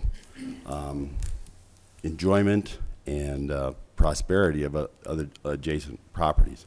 This is a serious thing that I think that has been overlooked because we've been, I guess, a lot of people have grown used to looking at a quarry. What is the quarry? Well, it's these big holes in the ground. It's got it. It's giant screens that have heavy equipment all day long, dumping rocks on the screens and trucks moving in and out and creating different piles. And then there's all kinds of staging of construction materials that have been going on for, I don't know, 10 years. And so it's really unsightly. It's not fair. And I think that, if you have an opportunity to negotiate, it's a lot better than a fence somewhere else, because that corridor, I don't know what the traffic counts are, but there's a lot of traffic that goes up and down Willits. You drive it every day, Jackie, so do I. We wave at each other every morning. Been doing it for 20 years. And we just kind of block that out and don't see it. But the reality is this is a thriving community, and that's an important asset. And as a business owner, I would expect that would be my obligation to the other business owners and community members, is I would screen that kind of stuff from a major thoroughfare. And so that's all I'm asking. It's I've asked it to David Warner and to Michael Lipkin, and I've mentioned it to Tim before, and I brought it up to the staff before. And it never goes anywhere. But at this juncture, you have I guess, a point of departure to see that this gets addressed. So that's my comments. Thank you very much. Thanks, Royal. Anybody else? Hey, Carol. I just wanted to say thank you to staff, developer, town council. I mean, it sounds like there's been a lot of negotiation, and it looks like maybe you're getting towards the end. And just again, the big thing for homeowners is the traffic calming, so I'm glad it's in the budget, I'm glad it's being negotiated, and thank you. Thanks, Carol. Anybody else? Okay, we'll close the public hearing at 7:25 and go to council. Questions, comments, suggestions? Yes, Jennifer. I have a question to follow up on Royal's point regarding, is the land that is behind Park Modern to the Aspen side of Park Modern, is that part, who owns that land? Because there is a really big rock operation there. You want to take that, Susan? I think we're talking about Silver's Meadows Parcel 5, correct? I assume so. And, so that is owned by Clay Crossland, Paul Adams, and Michael Lipkin. And, you know, over the last year or so, they've talked about submitting an application for development on that parcel. And that would include, obviously, us looking at the lake and how to wrap up the lake issues. Okay, thanks. Don't divulge any business secrets here. We've had perhaps. Gary? So getting back to the number one piece, just so I understand where the negotiation is at, because seems like the one piece that town and developers still working out. So, you know, we heard from Susan's side, if we could hear from your side of where we're at on Sure. this one. Speak more about it. I think that's appropriate, Gary. The original request for additional residential was almost 72,000 square feet of floor area that came in the form of the 74 additional residential units. What we've concluded is that we can, you know, after we were able to look into some of the design work that is in place on some of those blocks, but we need to do more of that to get more comfortable with this lower number. We're at 50,000 square feet from the 71,695 square feet. So we've dropped it by 21,000 and change. We believe that the unit count of 74, it's a good idea to leave that in. One of your points was affordability and smaller unit sizes. So since the parking had encapsulated that, parking study had encapsulated 74 units, the traffic study had encapsulated that many, it therefore still has the capacity to handle that from those functionality perspectives. And the amount that we're questioning is only on the magnitude of 5,000 square feet. So that's the amount that we're trying to bear down on, and between now and 2 weeks from now, we'll have that resolved. We were comfortable leaving it in the ordinance as the draft form because we're hoping to get there, but we also just need to make sure that it's viable that way. Okay. Yeah, we're trying to get there. Yeah. Others? Did you also want to talk about the chillers and the boilers, that issue? If you want to. Was that covered? Okay. I think we touched on that already. Sure. Well, it's intended to be an inducement and, you know, positive reinforcement for clearing up those rooftops. Okay. And you know, I think that's a good idea all the way around. Right. Okay. Any other, yes, Jennifer? So on that note, is it, there's a, it's a 42-foot maximum height of building within the town of Basalt?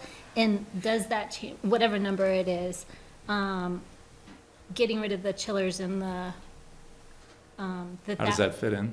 Yeah. There were, those chillers and that equipment on top of those big buildings was an exemption from that height limit, Jen. So Okay. those, as you look at them today and see their height, those are beyond the 45-foot height limit that applies to Willets.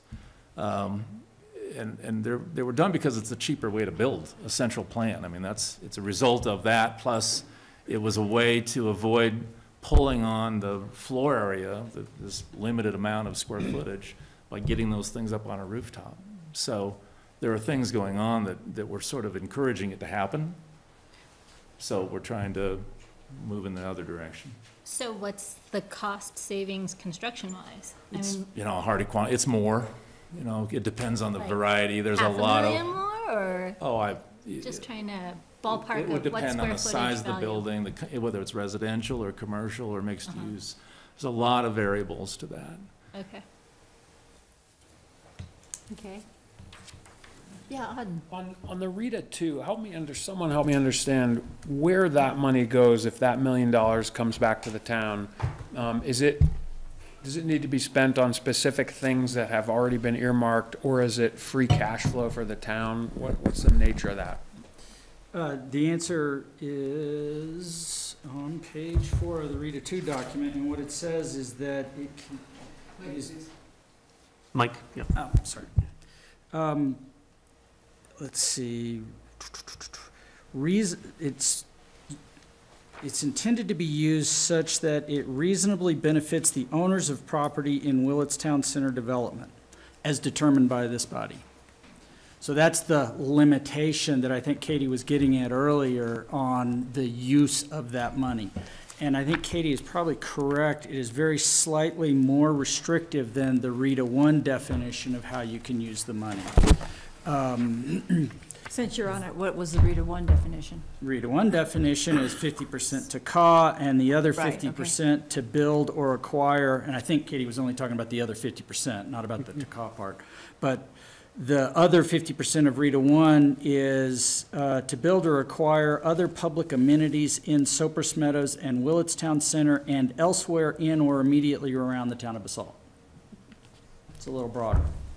So, you know, what I would point out, though, is that having the RETA 2 money frees up your RETA 1 money to use it more broadly.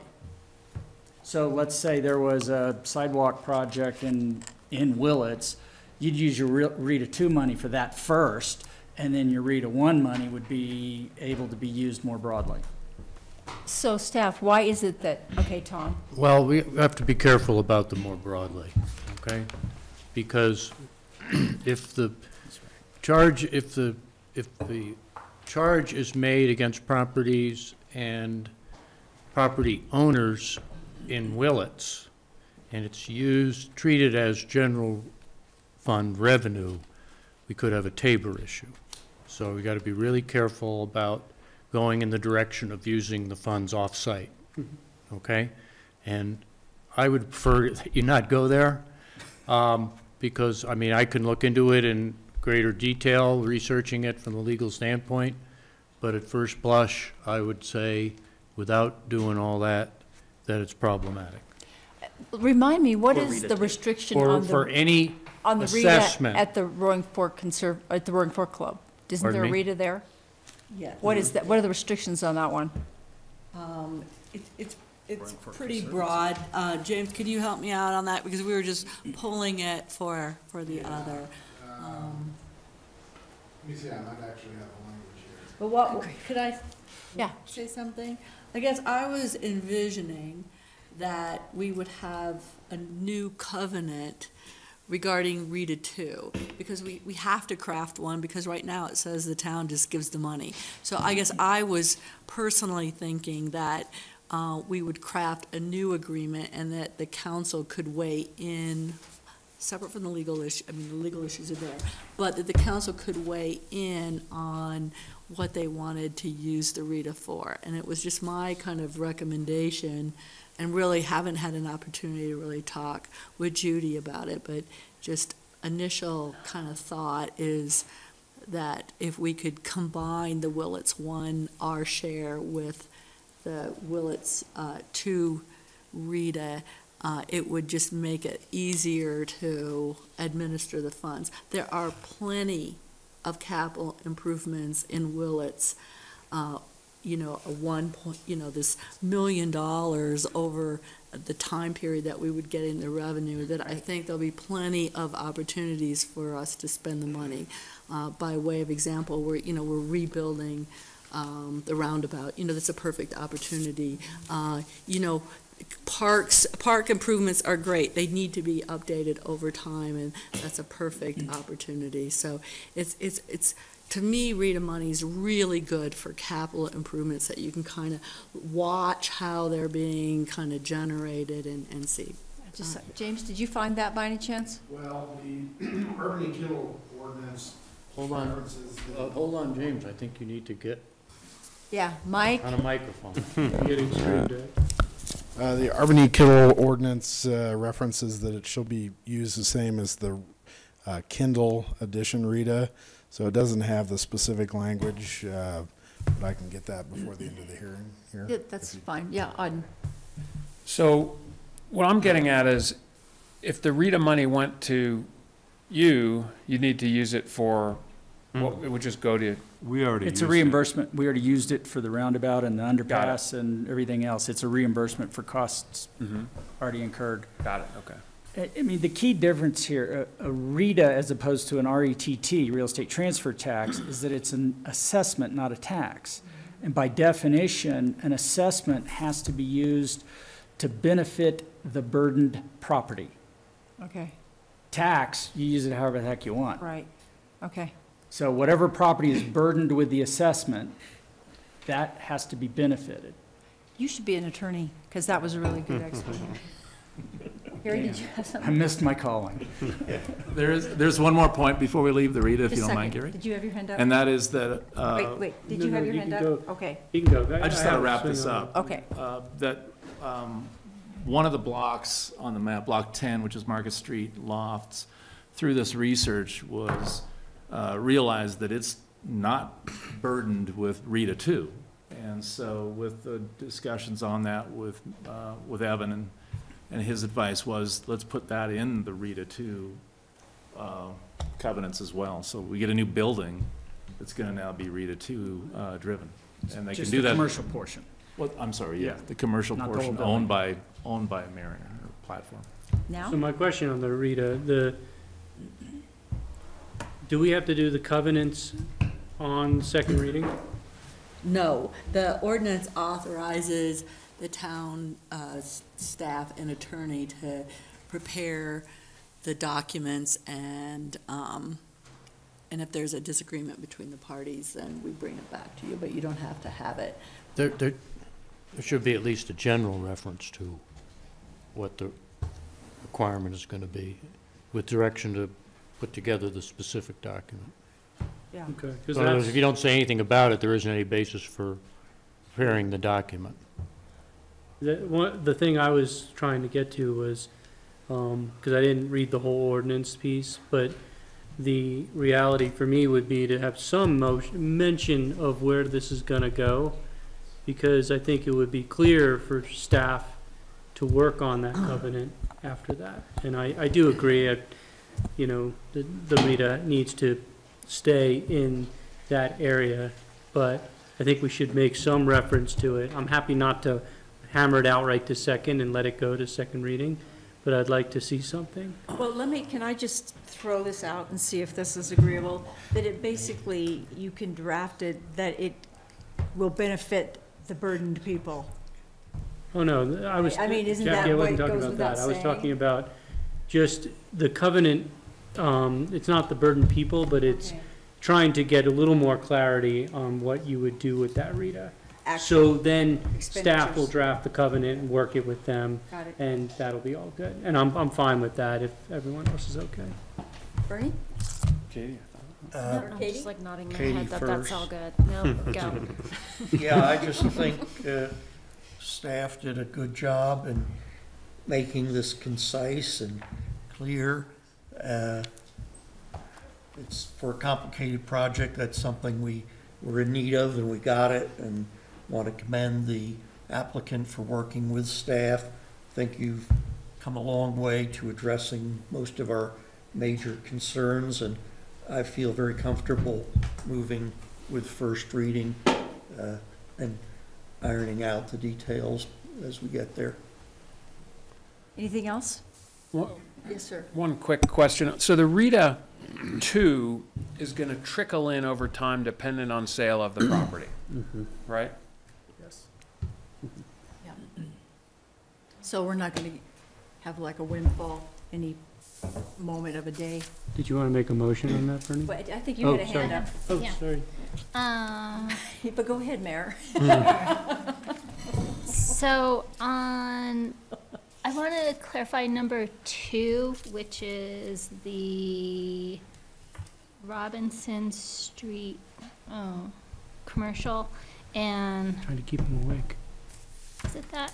There was a mention of in the packet about how HOA dues would be. That's for the next one right here, 1,800 square feet. Yeah, okay, We would so take number 3. possession, and then we wouldn't pay the HOA dues for 1 year from the date of possession. So how, right, so how much are It's actually roughly? written the other way around. what's an estimate on the HOA? Because I don't want to get ourselves in a situation like, there's some affordable housing units that we own that HOA dues are ridiculous. Okay. Yeah. Do we know? We did, Annie sent me the HOA dues, and I don't have it at the top of my finger. Can you get it by Are you second? asking how much they are? Yeah. I don't have the exact number. I'd be careful about going on record until I Yeah, do. I think we'll have to bring it to you at Second reading? Yeah. Okay. Good idea. Tom? It's in line with the rest of the HOAs out there, if that helps you at all, but we need the number for you. Yes, please. Tom? That building is no different or all that. Hold on. Tom? So where there's been concern about assessments on deed-restricted units in mixed residential developments. By mixed, I mean both free market and residential. We have in the past specified that there would be, that the assessments would be proportional to assessed valuation, because as we've discussed also in the past, Up Valley and Aspen and Picken County, in those kinds of projects, they've had some huge issues with assessments threatening the affordability of deed-restricted units. Right. And that's been the solution. Gary? Just to clarify on this one, this is a commercial space, this is not a residential? Yes. Yeah. It's So, all yeah. free market commercial. It's a free market Okay, commercial so if space. it's, Yeah, Right. if nothing affordable, but we should then get the number. not an issue. Yes. Okay, Okay. I misunderstood the concern. Okay, So sorry. then, I just heard something that I just need clarified. Why is it necessarily, it's free market because it's not deed restricted, even though it may be a nonprofit or government, it's still free market? It'll be owned by the Okay. town. Got it. And the town doesn't have to worry about taxes. Yes. They would pay assessments. okay, and then regarding number 10, the safety improvement.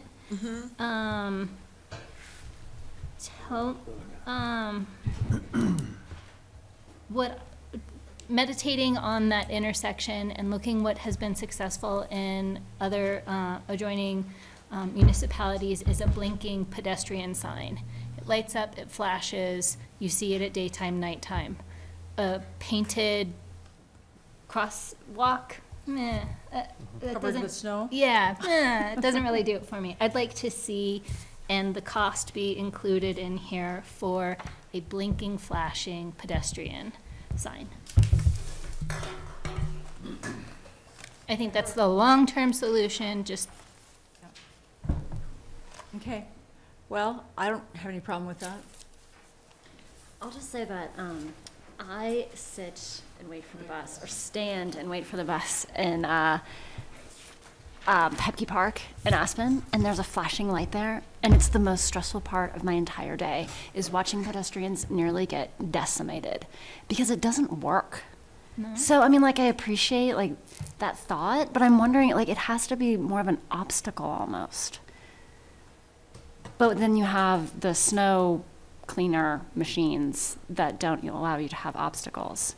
So I don't know, I'd like to continue down that road, but flashing lights So the question, they were gonna contribute to $20,000 for safety improvements.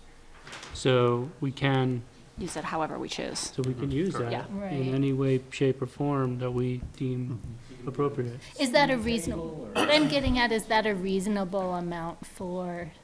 Well, I don't what think it's a needs to occur reasonable there? amount to do too much there, quite Right. honestly, but I don't have a different number because I don't have anything in mind, so maybe when we circle back, we can be very specific about how much we think we're gonna spend there. Because honestly, I don't think more lighting necessarily does it. It's the cars in the way that is the problem, not the lack of light. And I personally am not a fan of more lighting. I think it's already super light, you know, unshielded bulbs and stuff like that out there. And I think if I lived there, I would not wish that to happen to me. So can we not decide this right now and just have staff continue to work on this with something that is geared up to maybe make a difference at that corner? And look at it again at Second. Well, and I think giving money towards the safety improvement gives the town the ability to really look into it. And, you know, on everything else that's going on in this whole application, to me, I was comfortable that we actually are getting something out of this Yep. piece to address the safety at that. And I think, you know, it is also up to the town to contribute to the safety of our citizens. So it's not fully 100% on this one, but I agree with Katie on the blinky light thing is not necessarily the answer to. False security. Well, That's it what I think. sometimes is false security, because I hit the button, I get off at 8th Street and I hit that button. You know what, it's better sometimes to have good sight lines and to have, you know, you need appropriate lighting at night and stuff at that, because if people see you, magically they slow down. Yeah, right. Yeah, I just wanted to offer council and staff my broad comments here, which is that I want this to succeed. I want it to move forward. But ultimately, what we're doing in this decision is we're providing an economic boost to the project that's substantial. And when I look at what we're going to get out of it, the RETA 2 is great. It's going to trickle in over time, but it's not going to be immediate, and it's going to be spent there. The parkland dedication fee is listed here as new economic benefit, but it's not, because it's residential development. You would get it with that anyway, right? I mean, that's not new revenue, or am I mistaken there? No. This was a PUD plan that had a very specific. Okay, so that is additional. That's great. My take is for the economic increase in the project, we should get a little more, and I don't love having to say that because. But I feel like we have to look out for Basalt. And to me, the affordable housing is the giant opportunity here. And we're getting a little bit of affordable housing. Here it's $178,000. To me, there's room for negotiation, and maybe we can approve this in first hearing, but bring that up. I don't know if that is how we could move forward. But to me, it's not quite rich enough for the taxpayers of Basalt, given that we're allowing 50,000, perhaps more, of residential space that is going to sell for sure, versus previously commercial space that probably wasn't going to sell. So this is a gift, and it's great. I want you guys to do well, but I want the town to feel it got a reasonable chunk of that return. I really like the direction you're going. I think what would be super helpful is if you and everybody else on council, if you have additional thoughts that you can go to staff with to talk about, like Auden was pretty specific about a little bit more affordable housing would be a great idea. And if other people have other ideas, please approach staff so that we can keep this ball rolling. Jackie, one other comment Sure. is that I'm open to being convinced by staff and my fellow counselors that these numbers are absolutely right. And if you think so, let's talk, and that's fine. And I'm convincible on that. I think you're looking at it from the economic side, which I think you should, and quite honestly, you're just reminding everybody at the table who we work for. So, yeah. I fully concur with Auden's comments, and that was going to be very similar to my concluding comments, that I think we have a little bit more negotiation space to go. I'm not comfortable reading or agreeing to first reading. I'd like to give it one more go around to clarify some of and get a little bit more out there, because what I feel is so important to the future of Basalt, I've spoken to this before, is attracting industry, attracting thinkers, attracting businesses to Basalt and the Mid-Roaring Fork Valley, and more residential. That's going to sure be housing for workers, but looking at what available developable space remains in Basalt and where the master plan is and is going. Changing over 50,000 square feet to more residential does not direct in the future of that, or towards the direction of it. And I feel that having office space, though it does not generate a lot of property tax, etc., that is appealing and it's important, and I feel that that is part of the future. Yeah, Bernie. Well, I'm going to agree in principle with what Jen said, and I would say for myself, it's important to reach that 50,000 square feet. I think I originally suggested 35,000 square feet of residential would be a good conversion, but I'm willing to, certainly look at that. But I'm going to say that I'm going to make a motion, and I'm going to say that I think all of these can be addressed in the time between the first reading and the second reading, and that we'll have enough time. There's, I think, only so many times you want to drag the applicant back before you, and I think we've done lots of good work here tonight. So, Mayor, I move that the Town Council approve ordinance number 28, series of 217 on its first reading, and continue and set the second reading and the public hearing for February 13th, 2018. Is there a second? Second. Further discussion? I think with the understanding that we're going to iron out some of these concerns between now and. For sure. Definitely, because I share your sentiment on that, and that has been a concern of mine. But this is our fourth meeting, and I feel like we've made so much progress. Thank you so much, staff. And this major negotiating points page, awesome. Thank you. Yeah, it was great. Any other discussion? All in favor? Aye. Opposed?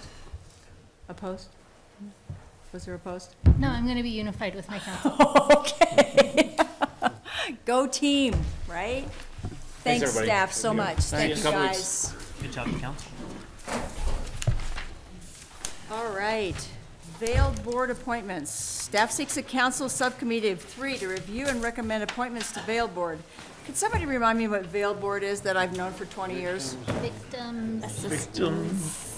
I thought you would know. Or somebody? Yeah. Yeah, it's the Victim and Witness, Assistance Law Enforcement Board. Got it. Law Enforcement Board, right, thank you. Okay, Chief, is this yours? Chief and Pam? Pam was going to run with it, and then I'm just here for questions. Yoo-hoo! We have somebody here. Can we give him our attention, please? Thanks. So basically, we are, Greg would like to restart this board again to get the appointments made so that they are a standing committee and able to act quickly if needed. At this point, we have the police chief on board, and I think that's Gary. And Gary. So we would like to request that a subcommittee of the town council, 3 council members, meet to try and select 2 citizen members. We have 4 applicants for the 2 citizen positions, and we would like to be able to appoint them soon. Auden, can you do it? Well, that would be another council member. But Oh, I'm sorry, you're looking for a subcommittee, correct? And how many people on the subcommittee? 3 for subcommittee. Auden, can you help? I can, but if there's anyone who's jonesing for it, I'm super. Do we need 3 of us? Three council members to create a subcommittee So- to You're very active. review So the Gary's on Already it. on it, right. We need one other council person to volunteer for the board. Right. And then we need a subcommittee of 3 to select 2 citizen volunteers out of 4 applications that we've received. Okay. I'll be on the board. I would do the board, but we still need, can the people All who? subcommittee. All subcommittee. Okay, 1, 2. I'll subcommittee. Okay, so we got 3 for the subcommittee. Did you get Bernie, Katie, Jen? And so we're on the board, And then correct? Gary and the mayor, you, I'll do it. you're on the board, okay. So anyone want to make that motion? So moved. Second. All in favor? Thank you. Thank you. Thanks. I have a quick question about Vail. I know that there are funds in there, and I guess we need to get the board appointees on there to be able to Right, disperse the fund, any of the funds? Yes. Okay. Yep, and so what we're doing right now is we're creating, it's kind of, since I've come on, it's not been a high priority and we haven't received requests for victims assistance. So we're creating an application, we're creating guidelines, a flyer that we can hand out, and to get the program started if we have an incident where someone, could utilize those funds or help out a family with those funds. Glenwood Springs has had a very effective and ongoing bail fund. Yes. Yep. And just in general, to disclose the number, what I've heard is that there's around $30,000 in this account? No? Okay. Okay. Do you want more information that somebody should? No, I'm just excited. I think it's a fantastic opportunity, and I'm very grateful that you're reactivating it. And Yeah. I thought we always had it. We did. We've just never received requests since I've been here, and Okay. it's one of those ones that I want to get out in front of. Good. Make sure that So we I have it in nominated place. myself to that board. I was like, this one's an easy one. No, they never meet. They don't meet. Okay. Decision. All right, thanks, Thank you. Chief. Thank you, Greg. Let's look forward. yes. Yes, okay, next item is public hearing, second reading of ordinance 1 of 2018, an ordinance of the town approving a final subdivision, final PUD plan, final site plan review, and associated development review actions for the Roaring Fork Club Cabins 52 through 64 development plan, also known as Albany Kittle. James, good evening. We do have Dennis Caruth here this evening, as well as Bill Kane, and they can introduce the rest of their team as part of the applicant comments. So this is a public hearing and second reading of an ordinance that would approve of the Roaring Fork Club Cabins 52 through 64 final development plan, which was also known as the Albany Kittle Development Plan through the development review process. As was described at first reading, it's a proposal for 13 new Roaring Fork Club cabins, the development of 42 rental affordable housing units, 22 of which are replacement units for the existing affordable housing to be demolished. The 42 units include the conversion of the Kittle residence into an affordable housing unit. And then 7 of the units are proposed to have a Town of Basalt rental priority. There's also 1 new single-family residential unit, as you can see on the site plan, that would be in this area, as well as expanded maintenance facilities and a new parking garage area. As was outlined at the first reading, this is the final plan review, so it's the 3rd round of review with the P&Z and the Town Council out of the 3 required rounds of a PUD approval. Also, as was noted at the first reading, the property subject to the application, council's pretty familiar with it. It's located right here, just west of the existing Roaring Fork Club. It's in the urban growth boundary, and it's got medium density and high density residential future land use designations, as well as open space buffer area on the north and west sides. As far as discussion items are concerned, staff went through the majority of the big picture discussion items at the preliminary plan review with the council, and then we also touched on them at the first reading review. Since the last meeting, the engineers for the applicants as well as the town have had some more conversations about the water main and related to that, the water quality requirements. And it was determined that the water main would have to be a 10-inch water main that's extending from Two Rivers Road in this area by the police department down to the Roaring Fork Club so that they could hook onto the system. And it would need to be a 10-inch main for fire flow purposes. As far as water quality is concerned, there's a requirement in the conditions that the applicant provide a water quality monitoring system, a station, at the Roaring Fork Club. And then we've adjusted the condition a bit based on conversations, and you've got a separate sheet of paper with adjusted conditions that's at your seat. And it's condition number 15. I'm sorry, condition number 19, which basically requires the applicant to put in the water quality monitoring station as part of their development. And then after the affordable housing is up and running, if there's a need for an injection station for chlorine, that the town would install that and be reimbursed at the applicant's cost.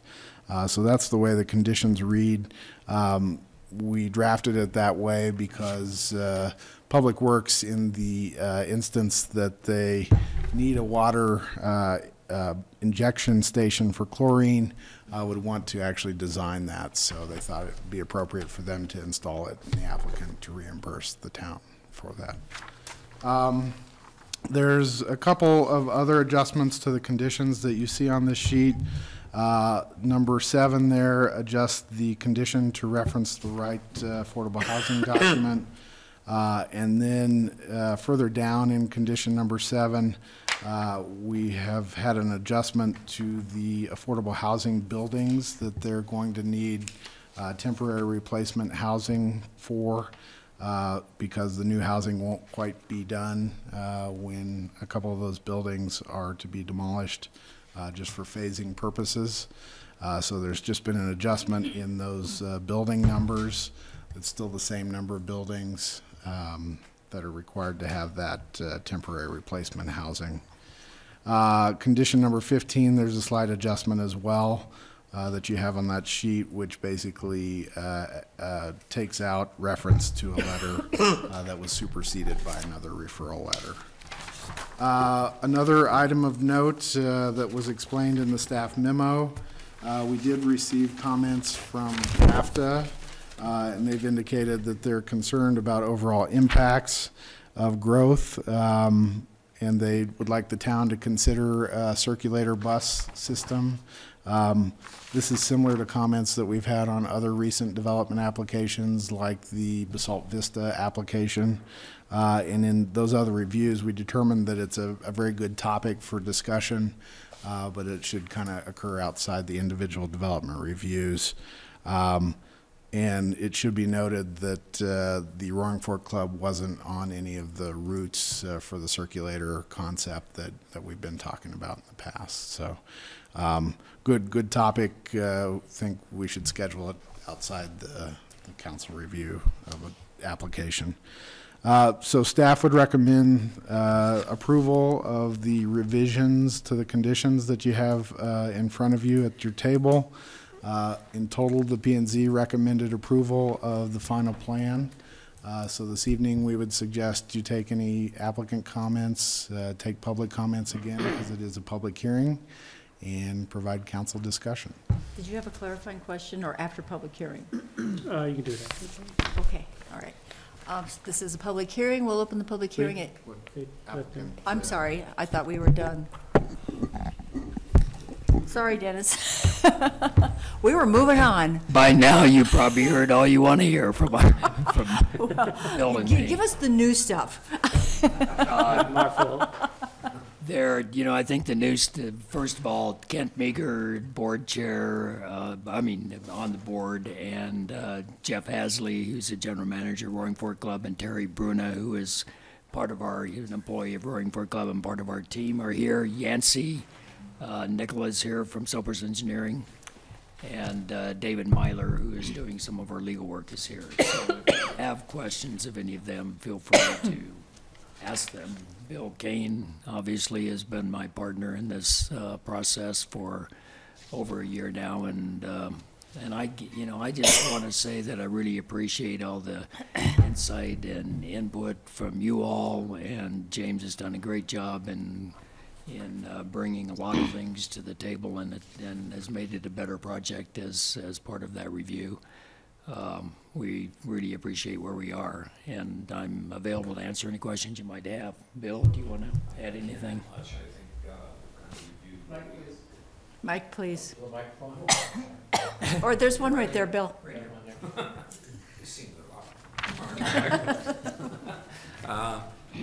No, I would just kind of reiterate that we've really gone through an excellent process. It's been thorough. I think we have the project's been improved as a result of interaction working with the staff. So, our firm has prepared the site plan, the grading, landscape architecture, and kind of the concept. I'd be happy to answer any questions relative to those.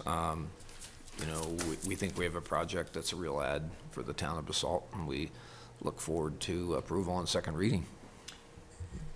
The only thing I would like to add is the various documents that are noted in paragraph 3 of Exhibit B, the conditions of approval. We are near final drafts on those documents, and we'll have them submitted, if not this week, early next week, to James and for town review. So and the final plat and the final plan, so we're really feeling good about where we are. Well, good. Okay, is that all from the applicant? And I think the applicant is the only people left here. Okay, so I guess we really will have a public hearing at 8:05. Is there anybody in the public who isn't the applicant that would like to make a comment regarding this application? Hearing none, I'll close the public hearing and go to council. Auden, what more should we get? Just kidding. I think we've heard enough out of particularly Bill Kane. Yes, I'll second that.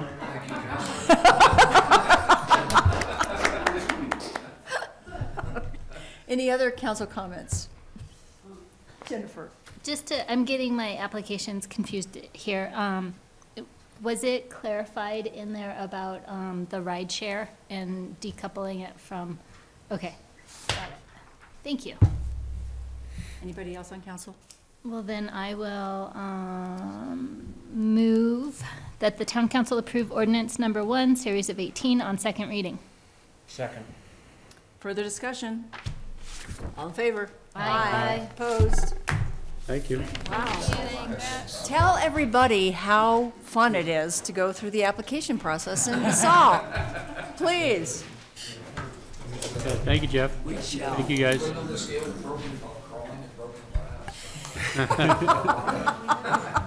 Coals, burning coals.